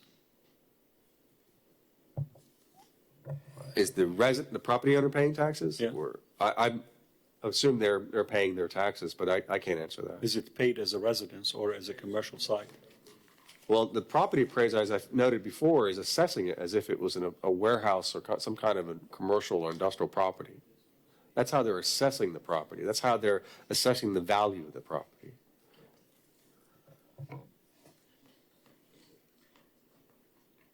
And that's not something we can control. I understand, that's something that, they've been doing this, since they built the building. I can show you the record that we printed out from the property appraiser's website for this year. As far as in the past, I can't answer that question. I have to get back to you on that one. So they, for us, they've been paying taxes on property as being a commercial site. Well, right, but that's not what we're talking about. The bottom line is, if the question is, and a verification was requested based upon a general office building and warehouse and distribution. And so the city investigating that limited topic, the code is properly interpreted. It might not be reasonable or practical, but it is properly interpreted. And if the letter had said, we're a florist and we want to put an office building and a nursery, then there would have been an investigation into that and there would have been an interpretation of that part of the code. But what was presented to city or staff and what is now presented to us is in fact accurate. The applicant can get creative with its wording and its description of its business in a follow-up with staff. And perhaps, I didn't hear staff say that they won't honor an improper business. It's just going to be very difficult. So what's presented before us is quite limited in nature. And unfortunately, the applicant is going to have to get creative, I think, because for us to overturn this decision and to set a precedent is not going to be healthy for the overall community, and it's in complete violation of the code. Well, so the two suggestions then would be either to deny or deny the request, or maybe table the request so that the applicant can work with the staff in coming up with a different interpretation of what they are doing. If you deny their request, you're upholding staff's interpretation. They would have to come back and figure out a different use for that property anyway. Okay. If you continue it, I'm not, they're doing the same process. They have to come back to us, and you're asking them to come to speak with staff to figure out a different use for that property that's appropriate or permitted per the code. So in either scenario, they're speaking with staff to come up with a different interpretation of what their use is. Does it have to come back in front of the board if the staff, if the applicant comes back with a different interpretation of what they are doing, and then it fits the code, then do they have to come back in front of the board of adjustment? If it doesn't have anything to do, so in other words, if they come back to us with, we are proposing a retail use that's consistent, and we find it to be consistent with that zoning district, and they're not going to put an industrial use there, then the question before you is moot, basically. We don't have to address that question. There is no They could appeal. withdraw it. I'm sorry? There is no reason for an appeal at that point. Correct. The question that's before this board this evening is regarding the determination that was made by staff back in July. Since we have a new member here tonight, I'll just go over Section 31-51, the powers and duties that are granted by the city's code for this board. The Board of Adjustments and Appeals shall have the power to hear and decide appeals of any decision, order, requirement, or an interpretation of an administrative official of these regulations, including but not limited to the following. 1, zoning of land and water use. And this section goes on, but that's exactly what we're doing here tonight. We're determining an appeal of an administrative decision, which was issued on July 19th in response to the zoning verification letter. The reason that we're first hearing this appeal tonight is because of quorum issues. Thankfully, we have a full body here tonight to make this determination. But the letter that was sent by the city staff on July 19th is the only thing that this board is making a determination of whether or not the city was correct in its letter, which says the property at 1211 Main Street is located within the city's UMU zoning district. The second bullet reads, per section 2854 of the city's LDRs, a general office is a permitted professional office use in the UMU zoning district. The third bullet reads, the proposed use of warehousing and distribution is not a permitted use in the UMU zoning district. Section 28-210C3 of the city's LDRs states, in the urban mixed-use zoning district, light manufacturing must be on a property with an approved light manufacturing use existing prior to December 8th, 2009. Expansions must be on property owned by the owner of the approved industrial business on or before December 8th, 2009. Enclosed with this letter is a report to the city's Planning and Zoning Commission dated November 18th, 2009, that describes how the approved industrial business can continue as permitted uses. On March 9th, 1999, the property located at 1211 Main Street was approved for a personal use building for storage of personal items. See the enclosed area impact plan report dated February 26, 1999. The building was not approved for an industrial type use business prior to 2009. In addition, the required parking and loading facilities to accommodate an industrial use are not available. The fourth bullet reads, enclosed for your review are the development standards for the UMU zoning district and a map of surrounding zoning districts. It was signed by Brad Parrish. That letter is the sub. That is not in there. In fact, we did include it, as my apologies for not putting it in your packet. We did put it inside the agenda star, which is the icon on your desktop. So if you minimize your agenda on your window, on your screen there, you'll open up that agenda star and you should see the letter. I posted it in there for you. It's called Zoning Verification Letter 1211 Main Street. If you don't see it, please tell me. So council, in upholding the decision by staff, is that also making a final determination that there was never industrial use on property? Oh, sorry. In upholding the decision of staff, is that making a final determination that there was never anything but personal use of that building on the property? Yes, Documented. Right, documented. as far as the city's records could show, yes. You know, as a board, we can ask to continue with this so that if they work with the staff on coming up with a different interpretation of what they're doing on the site, and then maybe change their letters, what the letters say, because it appears to me that it's not industrial. You would have to ask the applicant if they would be willing to change the requests that they've already made, if that's the direction you're going in, but I believe that staff has worked with the applicant to revise that request. I mean, Change their business model. It involves a certain amount of storage. It perhaps would have to change their business model in that it would require a certain amount of storage, warehousing of materials in order to conduct the business as they see it, nonprofit even as it is.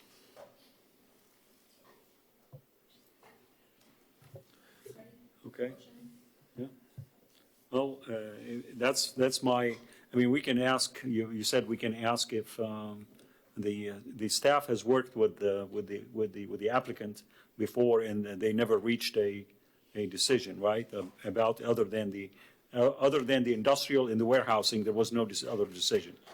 That's correct. And if I may, I can list off some of the uses that are allowed in that zoning district. And basically the question to the applicant is going to be, what do they fall under?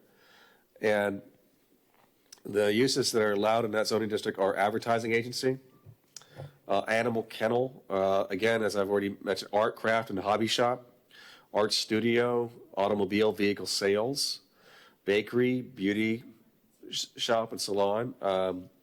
Every one of these uses that I'm listing here, we tried to work with the applicant to see which one they would fall under based on the definitions of each of those uses. And we just could not find one that was consistent with what they described to be their operation. So we could certainly ask the applicant to come back and give us a different description or a better description of what they're trying to do. But that's up to the applicant. We just were not able to find another use inside this list of uses. And I can read the rest of them if you like, so you can just, maybe there's one there that we've missed, and maybe the board can tell us what they probably better fit under. You have that table on your packet as well on page. It's very hard to read. Okay. Yeah. You can zoom into it. You'd have to use the zoom tool on there to get into it. And yeah, it is kind of difficult because you do have to zoom back and forth. But that doesn't change what we're doing here today. Yeah. I mean, what we're doing here today is, did city get, or staff get it right based upon what was presented to them? Whether there's something else that's out there we can take our action, and then there can still be another option out there. So what's the other option, for the applicant? The option that doesn't exist is warehouse distribution. So if they can get creative and they can figure this out later on at another date and time and submit another verification request and it comes out, they're good to go, or a permit or whatever, and they're good to go, then fine. But that doesn't change what we're doing here. Even if we listen to this whole list and we say, yep, they fall under a florist category, that doesn't change what we're doing here. No, you're absolutely right. Yeah. Okay. Well, then we can entertain a motion if there's no more discussion.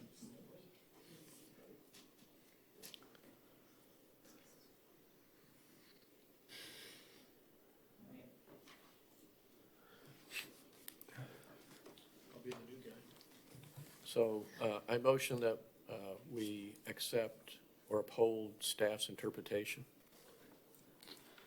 We have a motion. Do we have a second? Second. Can we have any discussion? Huh? I'm sorry? Any discussion? None? Since there is no, just- yeah. Just one quick thing, just so the applicant will have a clue about what their recourse is, depending on how the vote goes. Our action does not preclude them from continuing to pursue the books for prison project at this location. But it would require them to go back and reconsider the manner in which they're characterizing their enterprise. Is that? Or sway staff that a business and industrial use has been underway. Right. If I may, their options are really three. They would have to come back, as you said, with a reinterpretation or a different description of what their proposed use is that would be consistent with the uses permitted in that zoning code, or petition the city council to rezone the property, or petition the city council to amend the code. Those are the real three options after this, if you uphold our interpretation. Okay, and just, the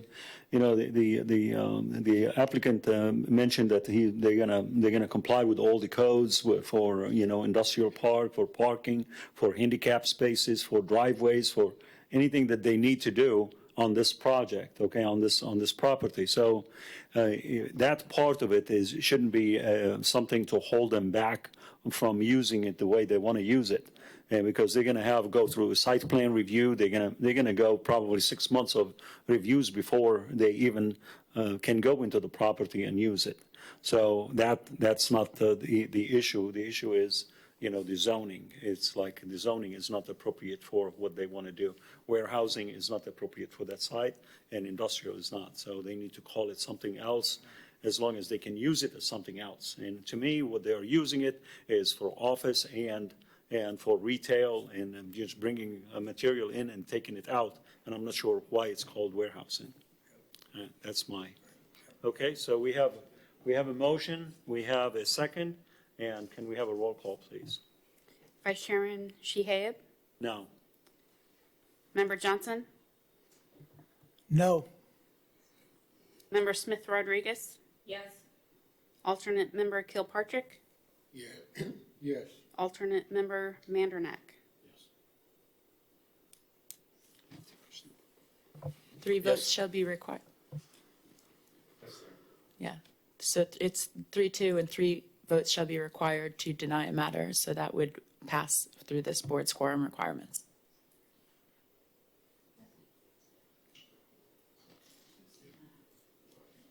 Okay, thank you.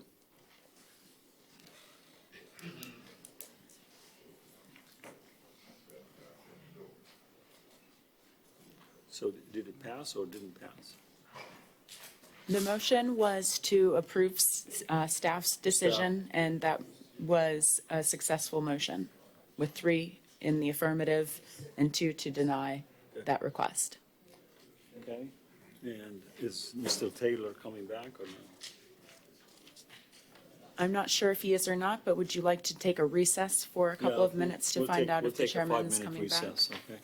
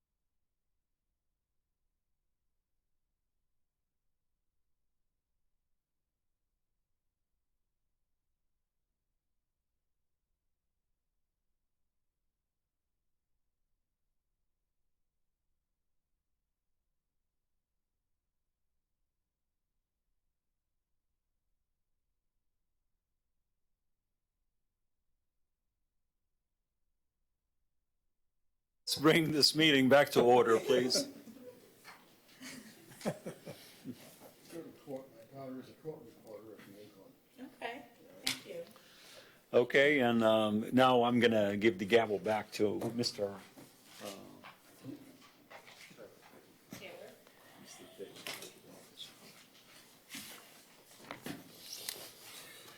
Okay, this meeting's back to order.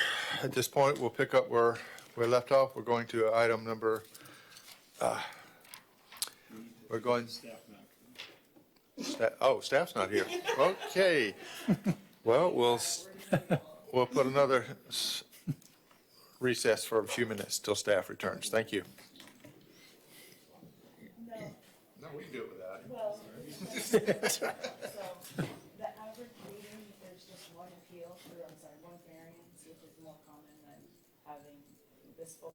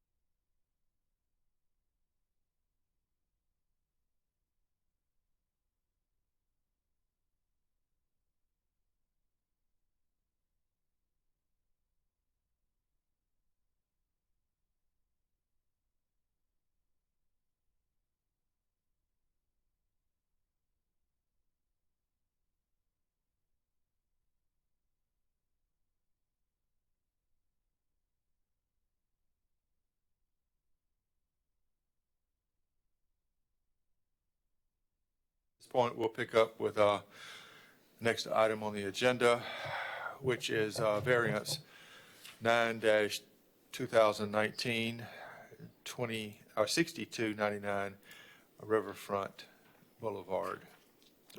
Center Boulevard. Staff? So this starts on page 70 of your packet. This is a variance to allow 2 wall signs and both wall signs to be larger than what's allowed in the code. So on page 70 again, this is for variance number 9 of this year, 2019, for a property located at 6299 Riverfront Center Boulevard. There is a Hyatt Hotel being constructed there. Specifically, the variance is being requested by, the applicant is BBL Construction Services LLC on behalf of the owner, BBL Florida Hotel Group LLC, and they're requesting 2 variances to the code. To section 32-45, paragraphs A, 3A, wall sign in the planned industrial development or zoning district, PID zoning district. Currently, the PID zoning district only allows 1 wall sign per building. The variance request is to allow a 2nd wall sign. The second request is to section 32-45A3B, wall sign in the PID zoning district. Said sign shall only be no larger than 32 square feet. And so the variance request is to allow both of those wall signs, if approved, to be 175.5 square feet each. So the staff report starts on page 72 of your packet. The property is in the vector space development of regional impact, the DRI, which is also called, recently called, renamed to Riverfront Center. The city's comprehensive plan, future land use designation is PIP, Planned Industrial Park. Again, the zoning is Planned Industrial Development, PID, and all the surrounding properties are also PID, with the exception of a property across the street from US 1, which has a community commercial zoning district. The lot is rectangular in shape, fronting on two public rights-of-way, Riverfront Center Boulevard and US Highway 1. The property is on Track G of the Vector Space Development Regional Impact Plat. The PID zoning is an industrial zoning, and also the DRI also allows for commercial and office developments with hotels. I'll briefly describe the board's powers, and I won't repeat that again with the next public hearing item. The board is tasked to consider the following criteria with each variance request. There are special conditions and circumstances which exist on the property that are peculiar to this property. Special conditions and circumstances do not result from the actions of the applicant. Granting the variance requested would not confer upon the applicant any special privilege that's denied by others in the same zoning. The literal interpretation of the provisions of the ordinance would deprive the applicant of rights commonly enjoyed by other properties in the same zoning. The variance granted is the minimum variance. The granting of the variance will preserve the spirit of the ordinance. In granting the variance, public safety and welfare must be assured. In no case shall the granting of variance result in change of use. That's not an issue here. So on page 74 of your packet, I'll briefly describe the analysis here. This is really straightforward, we believe, to section 32-45, paragraphs A, 3A, and I'll refer to what that is in the code. I do believe I included that in here. The land development regulations limits the number of wall signs to 1 per building in the PID zoning district. Again, I'm on page 74 of your packet. Property is adjacent to multiple public rights-of-way. The applicant is requesting 2 wall signs, one to face US Highway 1 and another to face Horizon Boulevard. Section 32-45A3B of the LDRs limits the area of a wall sign to 32 square feet in the PID zoning district. The applicant is requesting each wall sign to be 175.5 square feet each. The applicant stated that the increased wall sign is necessary to be visible from all adjacent roadways. The applicant is proposing a ground-mounted sign at the entrance to the development from US 1, which is an arterial roadway. The ground sign should alleviate the concern about visibility from US Highway 1, and a 32 square foot wall sign should be visible from Horizon Drive, which is a local roadway. That's staff's interpretation. That's our analysis. So I'll show you on a map on page 80 of your packet. You will see an illustration that was submitted to us by the applicant, and they've labeled the signs from A through D. And you'll see the proposed 5-story hotel in a brown shaded or area there. That's the location of the hotel that's being under construction. Labeled D is the ground sign that meets code, from what I understand, at this location. Labels A and C are the 2 wall signs. So we believe that our recommendation that we didn't see any problem with approving a second wall sign. However, we do object to the increased wall sign area. And the reason for that is because the wall sign facing US 1 has the benefit of a ground sign already providing enough notice to travelers on that road that there is that the hotel's there. And that is an arterial, that's a high-speed road. And then the sign on label C, which will be facing Horizon Drive, which is internal to the vector space development, is a local road, a low-speed road, and we believe that a 32 square foot sign per the code is enough to provide notice to travelers on that road that the hotel is there.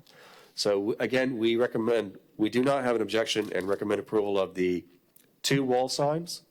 So we do see that there is merit to grant a variance to allow a sign on both right-of-ways, facing both right-of-ways.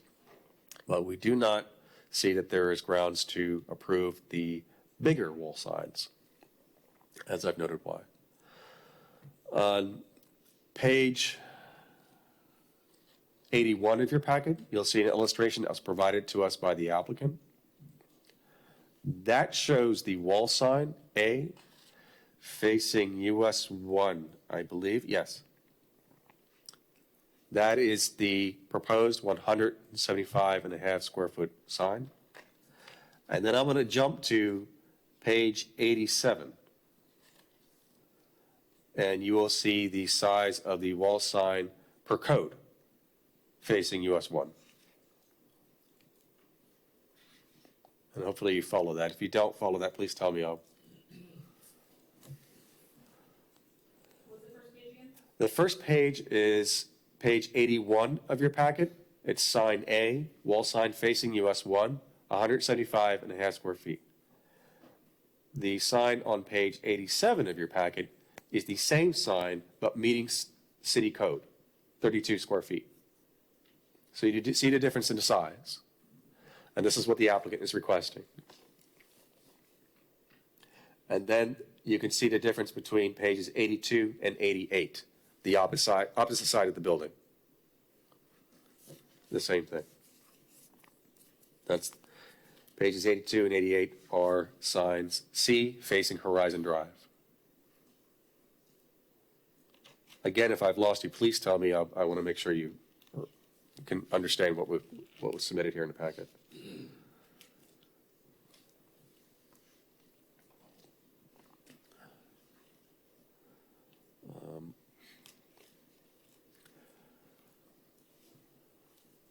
Did include a zoning map on page 92 of your packet. So you can see this is located in the vector space development, which is all zoned PID. I did include on page 93 of your packet, just for your information, that at the time of annexation of this area, we had an annexation agreement that we would carry over any uses and conditional uses that were permitted in the county's zoning over to our current zoning. So we would honor the county's zoning if it wasn't listed inside our PID zoning. That's not an issue here as far as signs. So our sign code still applies in this case.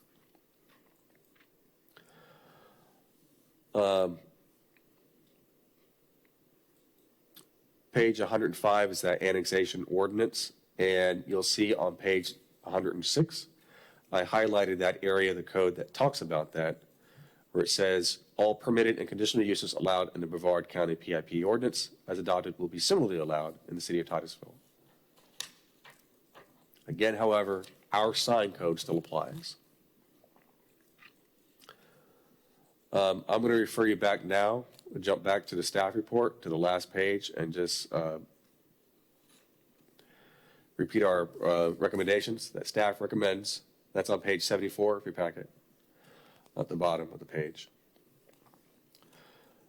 Staff recommends approval of the variance to allow 2 wall signs in lieu of the maximum 1 per section 32-45A3A of the code. The variance is the minimum necessary that will make possible reasonable use of the land. Approval of the request will preserve the spirit of the ordinance and will not impact the public safety and welfare of the community. Our second recommendation is to deny the variance to exceed the maximum 32 square feet for a wall sign. The variance is not the minimum necessary to make reasonable use of the land.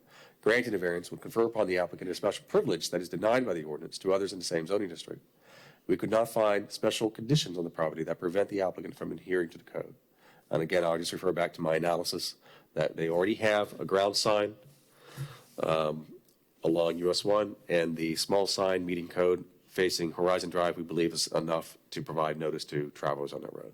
So with that, I'll try to answer any questions here. The applicant is also here to answer any questions.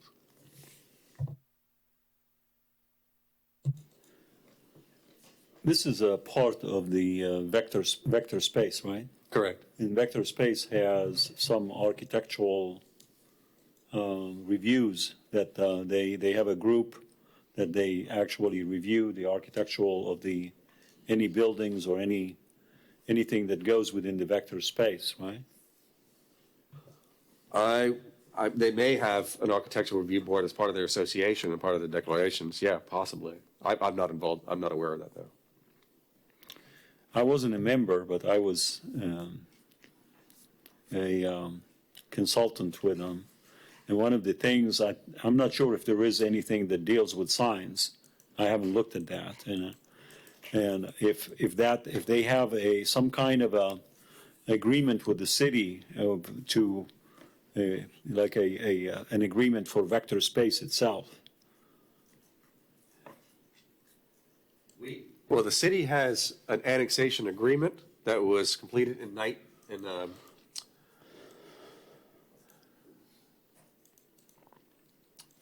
excuse me, it was, here I have it. It's on page 104 of your packet. It was completed in 1989. And per that agreement, when the city annexed this area in 1999, all it really said as far as zoning is that we would honor those uses that were already allowed in the county. For development standards, I think if that's what you're referring to, we apply our own code to that. And I've actually included a section of the code on signs on page,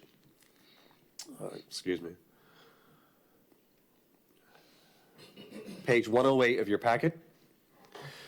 You'll see under section 32-45 of the code, paragraph A, 3, and then paragraphs A and B, wall signs. Only one wall sign shall be permitted per building, and said sign should not be larger than 32 square feet. That's what our code says. So we believe that we can apply our code in this instance. Okay, thank you.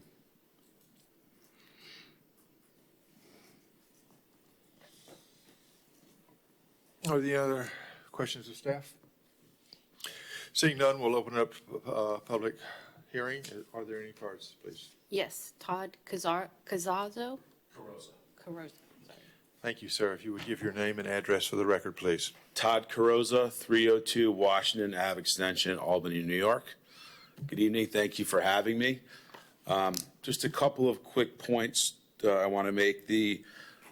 Some of this documentation is incorrect. Our application was for 107 square feet for each additional sign. This is 175 you have noted in here. So it is much less than we're talking about at 175. We are looking for the east and west side of the building. As you can imagine, the hotel business, our signage is a beacon for us. Many of our guests don't even know they're going to be staying with us until they are on the road and they see our sign.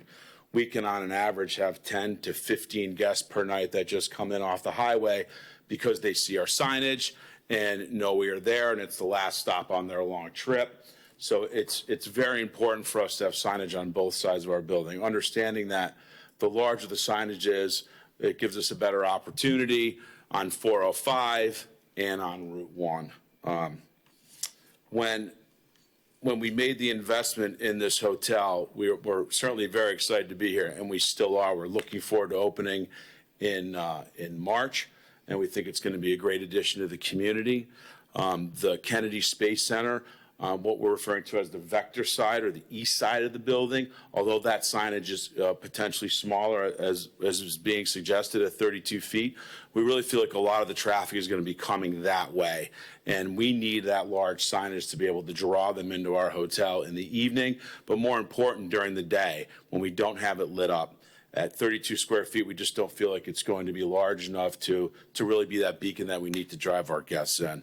Visibility is catamount for our success. We have several hotels with Hyatt, Marriott, and Hilton up and down the East Coast. And we found over the years that signage is not only critical, it's a requirement for us to be successful. So we ask that you revisit this and give us an opportunity to have larger signage on both the east and west side of the building so we can give ourselves a really fighting chance coming out of the box here. We think it's a great property. Like I said, we're excited to be here, and we appreciate your time. Thank you. Thank you. Are there any questions? So you're not, the 175 that's on our staff report is incorrect, is what you're saying? Yeah, if you turn to page 74, you'll see on our actual application on the bottom right, it's 107.54 square feet per sign. That's the variance plus, so 107 plus 32? No, that's 107, no, it's Total. 107 is the total. Oh, okay. On both, so each is 107.54. And you can see on the three-dimensional drawing that I gave you, we really feel like it fits into the size of the building. This is a 75,000 square foot building. 32 square feet of signage on 75,000 square feet, when you put it in scope, it blends into the building. It really doesn't stand out. And, certainly this is a variance, and certainly it is outside of the code, but we really feel like it's not in bad taste. It's a brand approved signage. The brand recommends a sign. This sign, Hyatt Place, is certainly a national, international brand. So it fits in the scope of the size of the building at 75,000 square feet. Thank you for that. Thank you for that correction. As far as, I didn't see that on page 75. Mr. Chairman, Yes. in the section of the code, it talks about how to determine the size and surface of a ground or monument sign. And I believe what's happening here is in the illustration that's provided to you, they're giving you a straightforward calculation of what that sign is from the edge of the lettering, from edge to edge of the lettering. Whereas the code talks about measuring a little bit outside of that lettering. So I think that's where the distance is. If we need to verify that, we can certainly do that. It will take me some time to get that computation together to understand what this code is exactly saying. But I'm looking at section 32-9, ground sign regulations, C. When determining the size, surface area of ground or monument signs, either the requirements of 32.9A or 32.9B of this chapter shall be used. In no case shall a combination of mixing of these two criteria be allowed. And so when you go to those areas,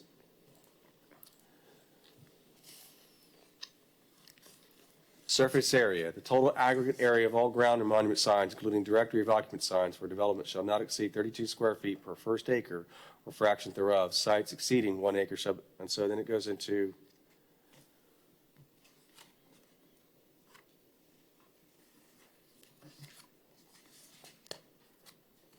I apologize, I've got the wrong section. So again, I believe what we had determined, we had done a measurement based on what the code said about the fact that you're supposed to measure from outside. So that's where I believe where that 175 is coming out, is Okay. coming from. Outside where, though? Yeah, So. from the yeah, lettering, you're supposed to measure a few inches from the lettering itself, outside, and then provide a border around it, and that's what you actually measure out from, not from letter to, edge of letter to letter in the sign. We could even consider, you see the bubbles that are on there, the Hyatt colored bubbles? We could even consider shrinking that down a little bit. And, we're really, certainly we have to have that as part of our brand standard signage. But we could bring that down a little bit. We'd like to keep the letters at that size. We think that's the appropriate, for us, that's the appropriate size against that size building to draw the guest's eye as they're, the monument sign is great, but the guest is already there. They've already found you and they're pulling in. This is the sign that brings them in from the east and west when they're coming in from, and not knowing that we're there. There's a big difference in that signage for us. Okay. Any other questions of this witness? Just one question. Is the second interpretation, the one that, is it from the staff or from, that's your sign interpreting what the staff recommends to have? I'm not sure what you're referring to, sir. Which? You have two renderings, one with the actual sign, the way you want to have it. You have the Hyatt, the 107, Yes. and then the other one is the 32 or 30. You have one that shows the Hyatt sign as 107 square feet, right? And then you have the other one showing it as 32, the way, like a comparison between the two, right? Correct. That's what you are trying to do, compare the two? Showing that what the 107 would look like on the building, yes. And showing what the 32. Correct. Yes. See, I don't understand the width of the sign is 21 feet, and then I guess the height is like 18 inches to come up with that 36. It's small. It's small, right? Yeah, to get to 32 is, on that size of the building is not very big. And to my point earlier, it's just, we believe it's just 32 square feet is just not big enough against that size of a building to really catch anyone's attention when they're driving down 405 or Route 1 going 55 miles an hour. And that sign, it's not related to the building size, basically. It's related to code requirement. Right.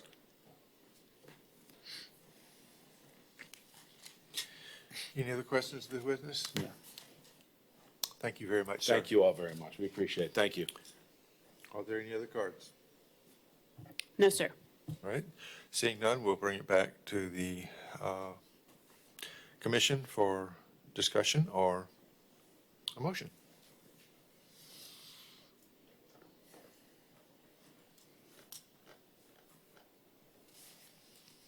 We have two different items that will need addressing.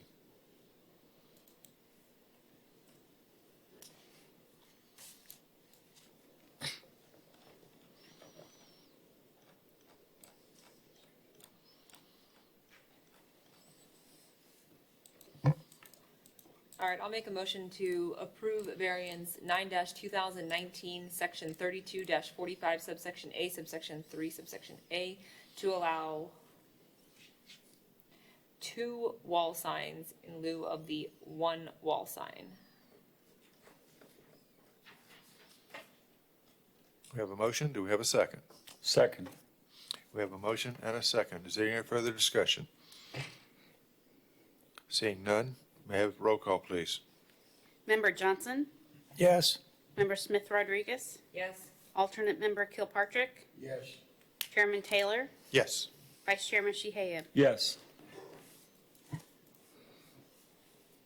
Okay, we have a second item to bring up. Is there any discussion or? Yeah, there was just looking at this 32 square feet, you know, from a distance, it's very, very small compared to the building itself. You know, and if you have a one unit, you know, like it's about 32 square feet and 1 foot deep, you can't even see it. But that's part of the code. So I'm not sure if there's anything in the code itself that says anything about the building, but that's a specific number.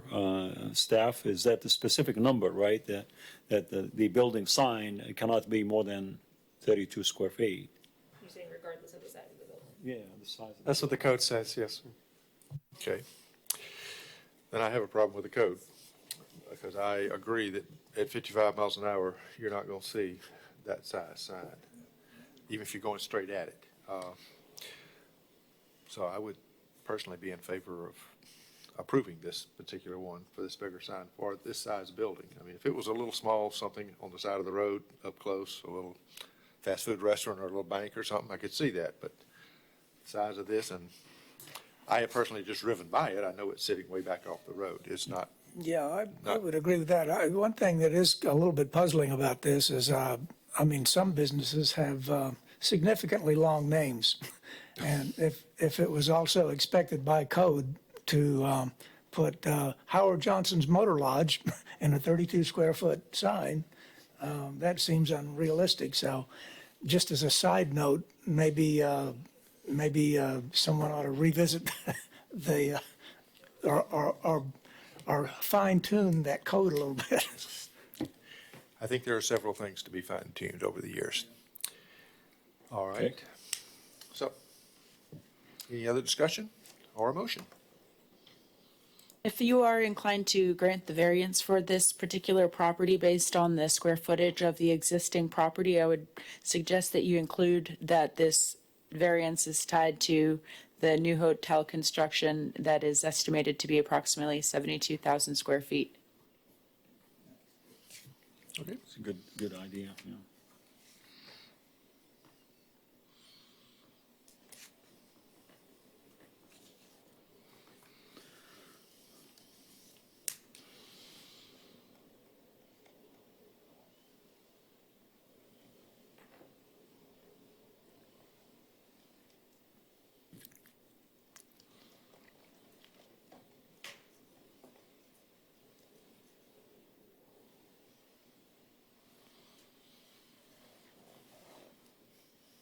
So I'll make a motion. I'll make a motion to approve the variance request for, this is variance request number 9-2019, 6299 River Front Center Boulevard. And this is for, as the variance to have 2 wall signs, one on each street sign, And this variance, it would be to have a sign 107 square feet. And it's related, the variance is for allowing this to happen due to the fact that the building is a hotel building, and it's about 70,000 square feet. So it's related to the size of the building. Just a thought. You said 107, staff report is measuring outside, they're adding to it for Yeah. 175. Would you consider making it the 175? It's on the report here. Mr. 170. Chairman, I'm sorry, if I may, your motion could be how you want to tailor. So you could say, to clarify, that as proposed, you could say that the variance would be approved as proposed or submitted by the applicant and requested in per their application, which currently states 107.54 square feet. And then that could be tied to just the lettering as they measured it. That provides clarification to us in case they come back to us with a sign and we find that provision that I apologize, I cannot find, that talks about measuring outside that lettering. That could be hinder them even further and cause them to have a smaller sign. Okay, I amend my motion to approve the request for the variance to allow a 107 square feet sign as proposed by the applicant. And it will be, the sign is tied into the lettering, outside of the lettering, the 107 square feet, and will be tied into the size of the building that's being proposed of approximately 70,000 square feet. Is that acceptable? 72,000 square feet. Is that wording acceptable, Counselor? Yes. All right. I have a motion. Do I have a second? I'll second. Very good. Any further discussion? Seeing none, may we have a roll call, please? Member Johnson? Yes? Member Smith Rodriguez? Yes. Vice Chairman Shehab? Yes. Alternate Member Kilpatrick? Yes. Chairman Taylor? Yes. Congratulations. Thank you very much. We appreciate it. Thank you. All right. Bringing up our final agenda item for the evening. That was on page, Page 110. no, but I'm reading the agenda for this. Final agenda item is on page Yeah. 110 of your packet. Okay. All right, it's variance number 10-2019 Orange Street parking lot, found on our page 110. So staff? So this variance request is the final action on a project that's been ongoing for the past year. First, with a change to our code to allow an off-street parking lot to be utilized for, in the UMU zoning district for a business that's currently located inside the CC zoning district. Then they had to go through what's called a conditional use permit to allow for the off-street parking to address any potential mitigation issues that are factors as far as having a parking lot that's primarily surrounded by a residential area. So tonight, they're addressing variances they're going to need to get in order to approve a site plan to allow for the construction of this off-street parking lot per one of the conditions of that conditional use permit. So on page 110 of your packet, you'll see variance number 10-2019 titled Orange Street Parking Lot. Again, this property is located inside the urban mixed-use zoning district. The variance request is by Ms. Kimberly Rozenka on behalf of Guard Street Office Retail Complex LLC, the owner, and they're requesting 4 variances to the city's land development regulations, specifically to 28-325C, the urban mixed-use zoning district intensity and dimensional standards, as to Orange Street. This property fronts on 3 different, is adjacent to 3 different public rights-of-way. First one is to Orange Street. So the variance request is to allow a side corner setback of 2 feet in lieu of the required 15 feet. And next variance request is to section 30-335, development standards, description of landscape yards as related to Orange Street. Again, the variance request to allow a landscape yard of 2 feet in lieu of the required 15 feet. And then the third variance is to section 28-325C again, but in the UMU zoning district, but as it relates to Robbins Avenue. And this variance request is to allow for a 15-foot rear yard setback in lieu of the required 20 feet. And then, again, the fourth variance is going to go the same section 30-335 as illustrated or stated before, to develop standards description of landscape yards as to relates Robbins Avenue. And this variance request is to allow a 15-foot landscape yard in lieu of the required 20 feet. So why are they relatively the same? Before I get into the staff report, I'm just going to shoot to the zoning map on page 117 of your packet so that I can orientate you to where this is located. There are two parcels of record that are owned by the applicant. The applicant is also the owner of the property located at 1231 Garden Street. You can see that property on 1231 Garden Street is zoned community commercial. The property that they would like to construct the parking lot is zoned urban mixed use, and that property is to the rear of the property that he owns that's facing Garden Street. That property that's zoned urban mixed use is adjacent to 3 public rights-of-way: Grannis Avenue, Orange Street, and Robbins Avenue. The property is vacant.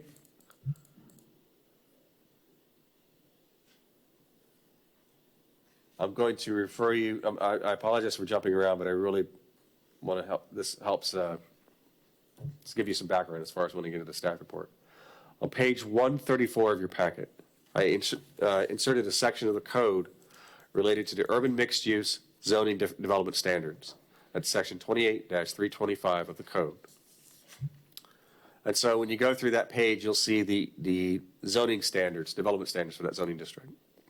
On the next page, which continues on the next page, on page 135 of your packet, you will see highlighted in yellow the front, side corner, interior side yard, and rear yard setbacks for any new development in that zoning district.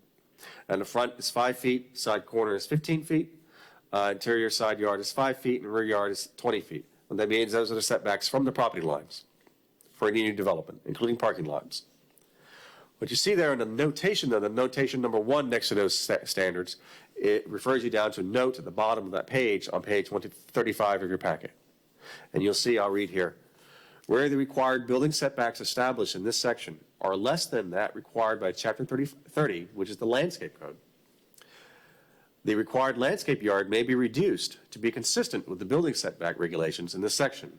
So what that means is if you have a 15-foot side corner setback and your, when I'll refer to you that next section about landscaping, all landscape yards have to be 20 feet deep on all public rights-of-way.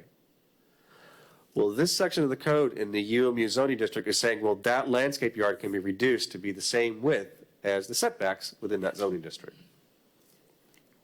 I hope that was clear. Yeah. All right. On the next page, or on page 137 of your packet,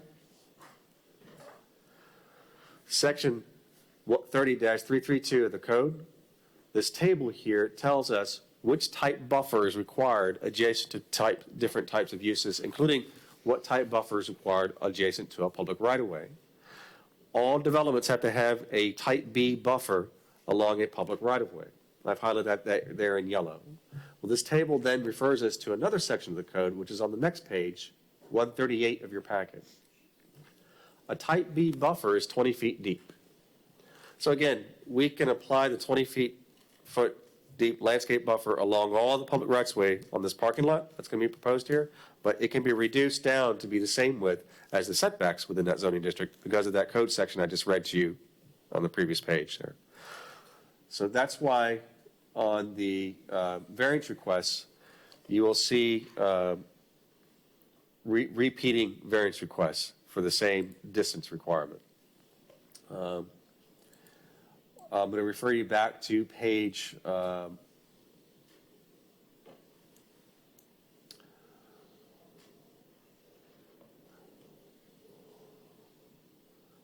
page 112 of your packet. That's this first page of the staff report. So again, those 4 variances, 2 of them, the first one is dealing with the setbacks. That's a 15-foot side corner setback. And then the next variance, the second variance there, is to allow for a encroachment into the required landscape yard, which is the same width and depth as the setback. So 15.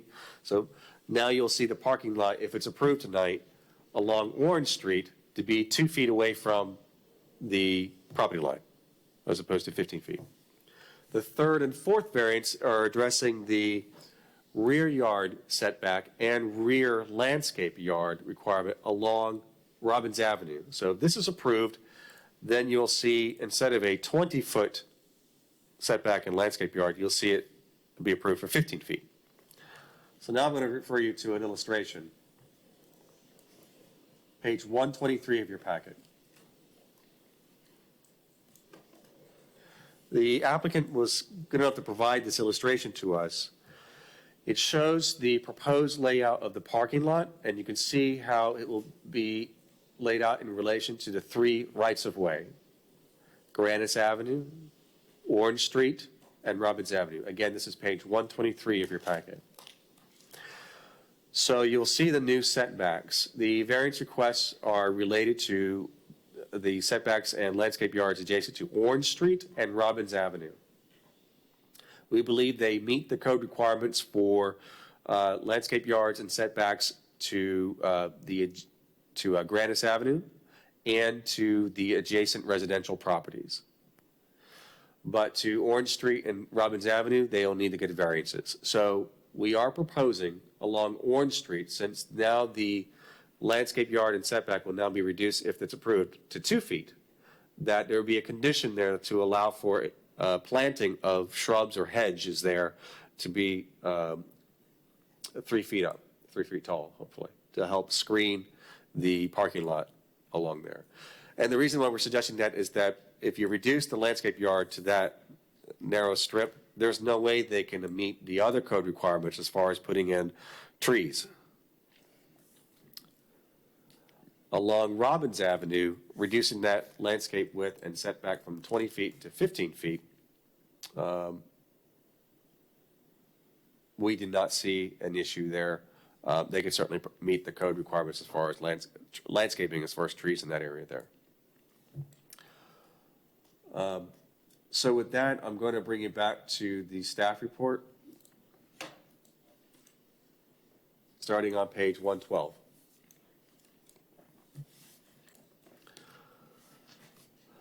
So at the bottom of that page, on 112, first page of the staff report, I'll just read here. The location of the property is at 100 South Robbins Avenue. That's the formal address.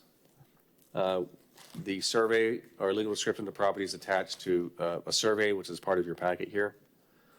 On the next page, page 113 of your packet, the future land use of the property is urban mixed use, and so the zoning is also urban mixed use. The surrounding uses on this property, north of the property, is commercial, which is owned by the applicant, across the street from Orange Street. West of this property is a multifamily use, across from Grannis Avenue. South of this property are adjacent single-family and multifamily zoned and used properties. And then east of this property is a single-family use across the street from Robbins Avenue. So again, this parking lot is going to be kind of primarily surrounded by some residential uses. A lot characteristics: the property is approximately less than half an acre and is located adjacent to 3 public rights-of-way. The west property line runs about 38 feet adjacent to South Grannis Avenue. The north property line runs about 251 feet adjacent to Orange Street. And the east property line runs about 110 feet adjacent to Robbins Avenue. And the south property lines are adjacent to single-family residentially used properties. Those distances are going to be important in a moment. Currently, the property is vacant. I'm not going to repeat the powers or criteria you're supposed to use. I've repeated that, and I already stated that in the prior agenda item. So on page 114 of your packet, I'll just summarize the analysis. On February 26, 2019, the City Council adopted an ordinance amending the land development regulations to allow off-site parking lots in the UMU zoning district. On August 13th of that year, the owner submitted an application for a conditional use permit, which to allow an off-street parking lot at the subject property for purposes of providing additional parking for his business. Approval of these variances will allow for the construction of the off-site parking lot with a site plan. The parking lot will be used by the owner as part of the business located on Garden Street. According to the applicant, the retail complex on Garden Street has 18 parking spaces for 4 business or units. So that's why they're asking for this additional parking lot. They just don't they apparently do not have enough parking spaces here. The UMU zoning district allows for a reduction in the typical landscape yards to be the same as the setbacks established by the adjacent zoning district, which I've already pointed out to you in the different sections of the code, that you can reduce your landscape yards to be the same as the setbacks. So I put that in the table here on page 114 of your packet. If the variances are approved, you'll see the front setback will still remain to be along Grandis will be 5 feet. The side corner setback, that setback along Orange Street, will be reduced from 15 to 2 feet. The interior side setback, that's the setback along this property line, along the single-family homes on the south side of the property, are supposed to be 5 feet. They'll remain 5 feet. The rear property line, setback rather, along Robbins Avenue will be reduced from 20 feet to 15 feet. So it's really, the variances will impact setbacks along Orange Street and Robbins Avenue.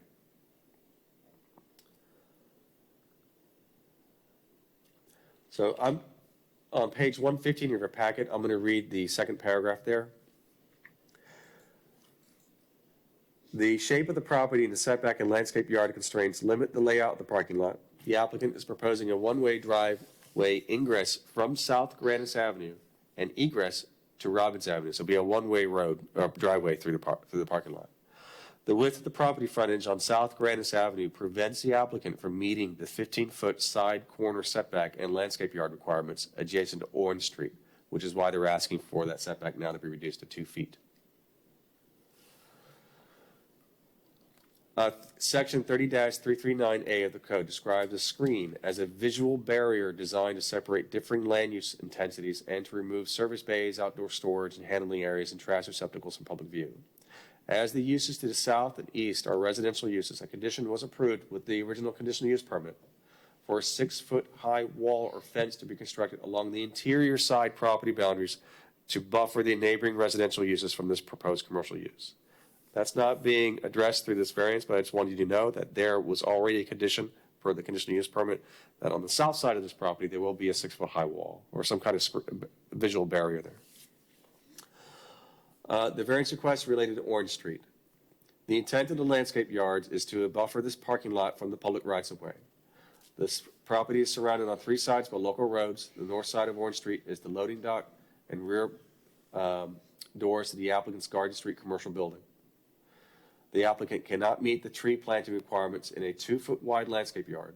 The board could consider a minimum 3-foot-high hedge along Orange Street to help screen the parking lot and meet the buffer intent in this area.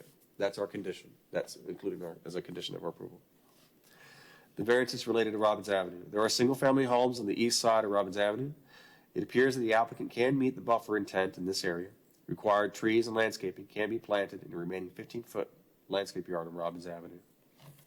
So our recommendation is to approve the setback reduction along Orange Street from 15 feet to 2 and approve the landscape yard requirement from along Orange Street from 15 feet to 2 with the condition that a 3-foot-high hedge be planted. And I'm sorry, I'm on page 115 of the packet. 3, the staff recommends approval of the variance to allow a 15-foot rear yard setback along Robbins Avenue in lieu of 20 feet. And then 4, staff recommends approval of the variance to allow a 15-foot landscape yard in lieu of the required 20 feet along Robbins Avenue. We believe that a literal interpretation of the ordinance would deprive the applicant rights commonly enjoyed by others in the same zoning and permissions. Condition 1 of that CUP states a variance or waiver is required for any deviation from the code, so they are adhering to that condition and requesting these variances to you tonight.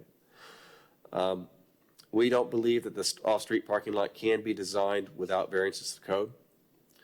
The property has a narrow frontage on Grandis Avenue and is adjacent to 2 additional public rights-of-way and the single-family properties to the south. So we really believe that the variance request is justified along Orange Street, and that they can't put in trees along Robbins Avenue. So with that, I'll try to answer any questions you have about this, and the applicant is here to answer any questions as well. Are there any questions? Seeing none, we'll open the public, I'm sorry, It's okay. just a minute, you got a question? Just, was there any site plan or any planning was done, like a pre-application meeting with the city, or? I mean, the variance should come in really when you have some issues, right? During the site plan review. This has been reviewed numerous times. When we saw, this is probably the 4th or 5th iteration of this. And at each time, this was reviewed by various staff members. I can't answer the question as to whether they submitted a formal application for a pre-application for a formal site plan yet, but I know they've had various meetings with staff members on this project, including with planning staff on this. Okay. Did KB review it? Yes, KB has been involved in those discussions as well. Okay. Okay, thank you. All right, we'll open up the public hearing at this time. First card, please. Kim Rosinka. Welcome. Just one page this time. Fantastic.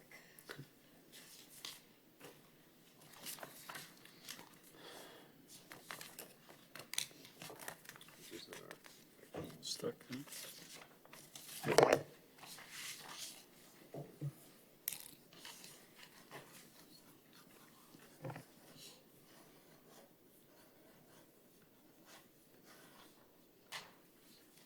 There should have been one more. Yeah. No,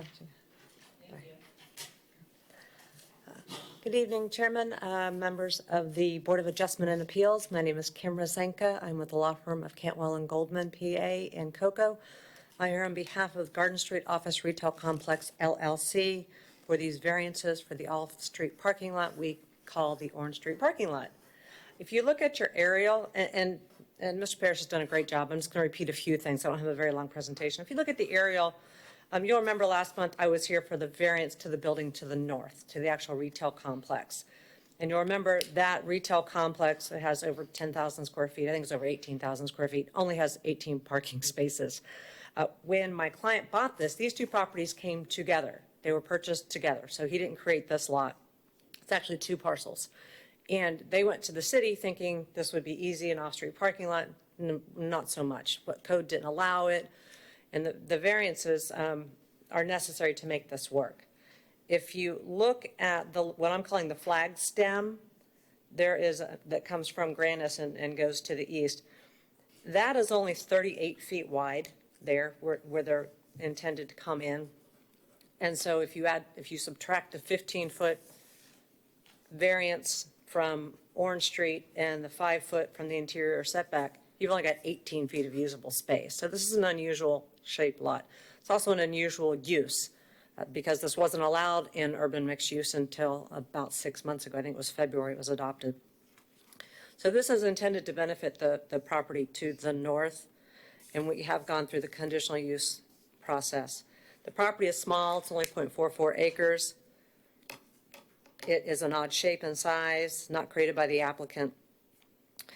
These are the minimum variances to allow sufficient parking. This will allow 10 more spaces. If looking at the second page I gave you, which is a repeat of 2 other things, I just wasn't sure if you had it in color or not. And also I added the 15-foot variance request on the Robbins Avenue in yellow because I didn't have one document. That's why there was 2 in the package twice. So that whole entire south row of 11 spots, I think it's 11, would not be able to be built. Or actually the ones up top where the handicap spots would not be able to be built. So this would go from 22 to 32 spaces, or 32 to 32. This is somewhat confusing when we started this process because Grandis Avenue is considered the front of the property. And that's why the Orange Street is the side and Robbins is the rear. And so that's why I just put that there. Staff has, if you look at your survey, and that's on page 131 of 143. If you look along Orange Street, you'll notice that there's a concrete walk, it's actually the sidewalk, which is very, very close to this property. And it actually, as it goes around to Robbins Avenue, it's on the property. I don't know what they're going to do with that. I suspect they may be able to leave it based upon the configuration, but I'm not sure.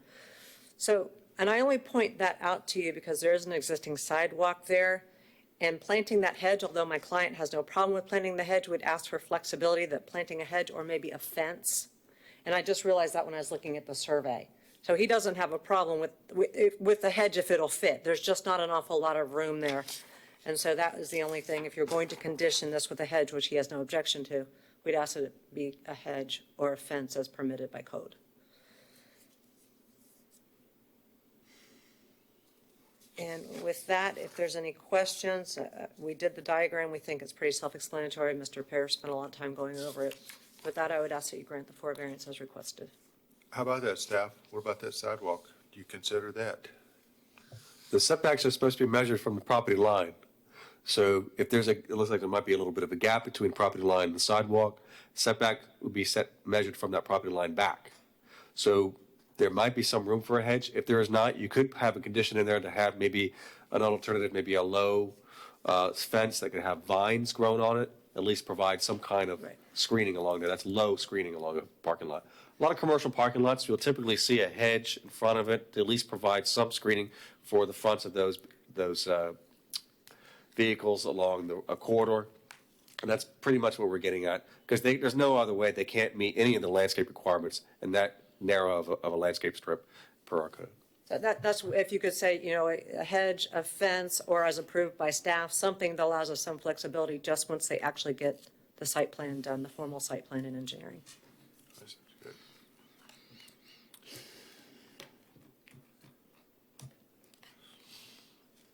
Okay. Any other questions of this witness? Seeing none, thank you very much. Thank you. All right, we'll close are there any other cards? No, sir. All right, so we'll close the public hearing at this time and bring it back for discussion or further questions of staff. Yes? Actually, I do just have one, just general question, and that's the width of the parking spaces. Our code requires 10 by 20, that's a standard, but you can go through a process to waive that or reduce that with just cause. And we have a process, that's an administrative process to do that.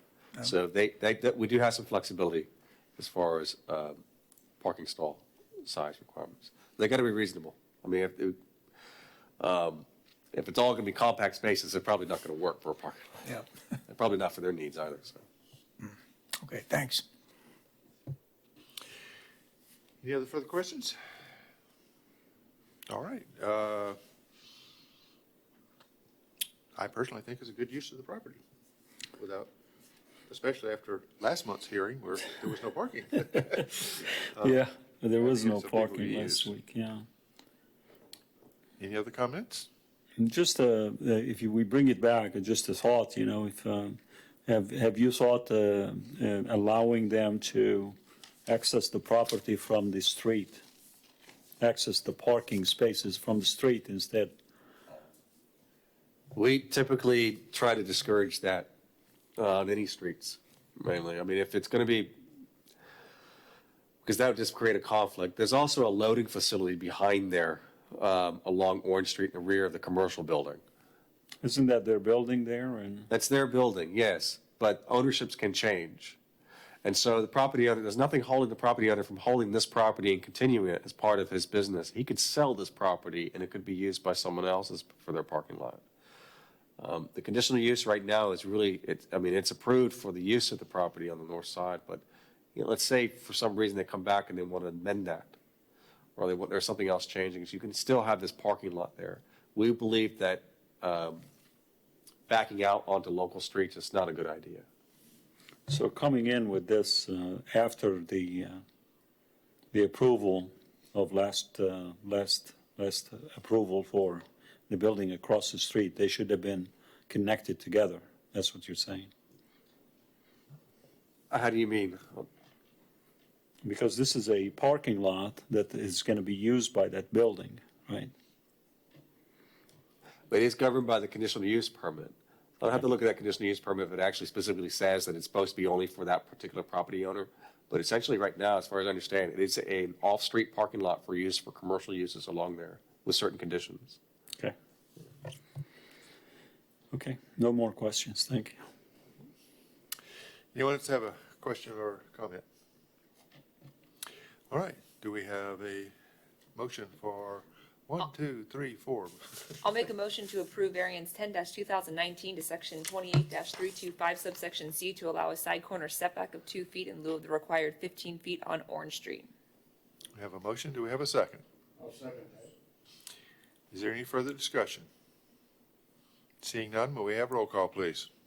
Member Johnson? Yes? Alternate Member Kilpatrick? Yes. Chairman Taylor? Yes, Vice Chairman Shehab? Yes. Member Smith Rodriguez? Yes. very good. Now we'll move on to the next section.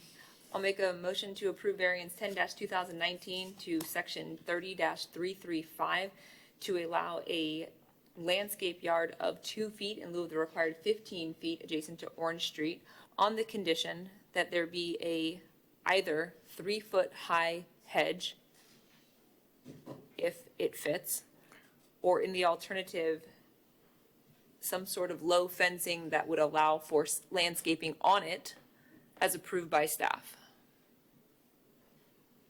I'm seeing nods, they approve of that. All right, we have a motion.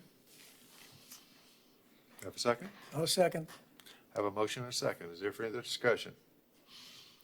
Seeing none, roll call, please. Member Smith Rodriguez? Yes. Member Johnson? Yes? Alternate Member Kilpatrick? Yes. Chairman Taylor? Yes, Vice Chairman Shehab? Yes. very good.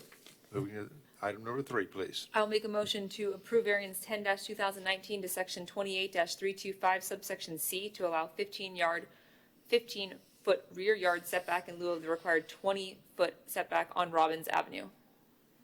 Have a motion, do I have a second? Second. Have a motion and a second. Is there any discussion? Seeing none, may we have a roll call, please? Chairman Taylor? Yes, Vice Chairman Shehab? Yes. Member Johnson? Yes? Member Smith Rodriguez? Yes. Alternate Member Kilpatrick? Yes. very good. Item number 4. I'll make a motion to approve variance 10-2019 to section 30-335 to allow a 15-foot landscape yard in lieu of the required 20-foot landscape yard on, that's adjacent to Robbins Avenue. Have a motion, do I have a second? A second? I have a motion and a second. Is there any discussion? Seeing none, may we have roll call, please? Member Johnson? Yes? Member Smith Rodriguez? Yes. Alternate Member Kilpatrick? Yes. Chairman Taylor? Yes, Vice Chairman Shehab? Yes. all right. So we are past all 4. I think we're done with this project. Well, wouldn't that be nice? Mr. Shehab, we had to get the conditional use permit before we could apply for the variance. That's why they're off. Okay. Thank Go you. through the, Thank you. jump through the hoops. All right, at this time, do we have any petitions or requests from the public? And most of our public has disappeared now. Reports. I'm going to open up with reports. How about that?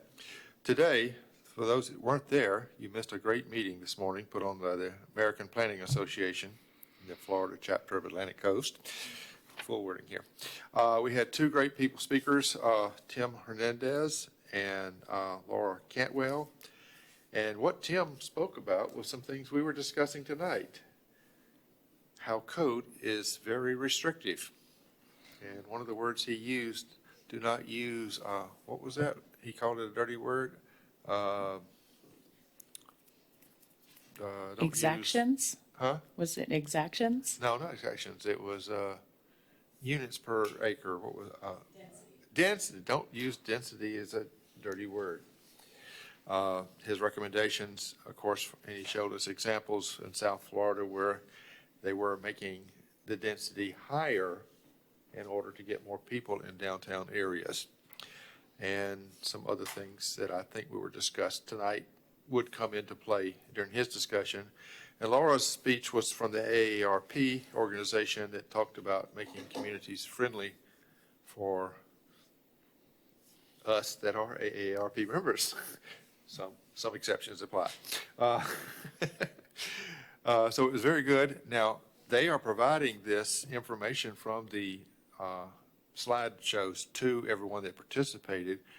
Would it be appropriate that each member of this board receive this email also? Yes, yeah, we can do that. I would suggest it will take a few minutes, because we were there for several hours to go through, but it has some great information when it comes. And I hope you will take time, everyone, to read it and look over it. It's some good food for thought. And I personally enjoyed it. I got a lot of information, and I was glad it was held. Any other reports? Nothing from the members? Just, just a thought for future, when, something comes in front of the board, it should have some kind of a hardship coming to it, I know this property, the property that came in front of us tonight, it was hardship, but was there any deep thought into it, like, did somebody think about how can we make the code work on something like this, and then actually give the client or give the applicant of what they want. So the thought is, it has to try to work the site, try to work the project before they come in front of the board. And they have to come up, do some work before they actually ask for something. See, the problem. They communicate with staff. Well, Which project are we talking I'm about? talking about this. The last one? Yeah, just the Okay. last one. What I'm saying is, they communicated with staff, but there was no, it was a sketches. It wasn't like something that they would do. I spent probably 5 minutes. I came up with a solution that would work for the site and give the staff what they want, and then they can probably get more parking spaces. It's my feeling is it has to be worked before it comes in front of the board, so that we don't have to deliberate too much on these issues. That means they have a hardship. They can't do it. They come here to just get the relief. We always do that. In fact, the number of variance applications, when I started here 5 years ago, was a lot. And I think you guys were here quite often. We've reduced them. We definitely spend a lot of time trying to work with applicants before having to come before you, because we'd love to be able to go home ourselves. But we can't prevent an applicant from requesting a variance application or relief if they want to do it before they go forward with formal site plan review. We do encourage them to do that so that we can flesh out all the issues at that time, and then they come before you and get all the issues resolved at that time. So it's their peril, yes, for to go through the process beforehand, and then they go through the site plan process, and then all of a sudden we discover there's another issue. They have to come back before you. That we make them aware of that, and I think most applicants are aware of that. And unfortunately, we can't prevent them. Anybody has a right to come and apply for an application. Absolutely. Yeah. But on the other hand, there should be a requirement, part of the variance request, that they go through before they come to us. That's something that, I mean, we'd have to ask city council to adopt as an ordinance, but that could be considered a hardship for some people. Yeah. Okay. All right. Counselor, anything? I just want to say thank you to our new alternate member, David Mandernack, who was here and allowed us to conduct our business tonight. And we do have another member who will be appointed at our next meeting, December 5th. So I'll see you all then, and have a wonderful Thanksgiving. Thank you. Staff, did you have anything else to add? All right, that be the case, then we will adjourn this meeting. Thank you.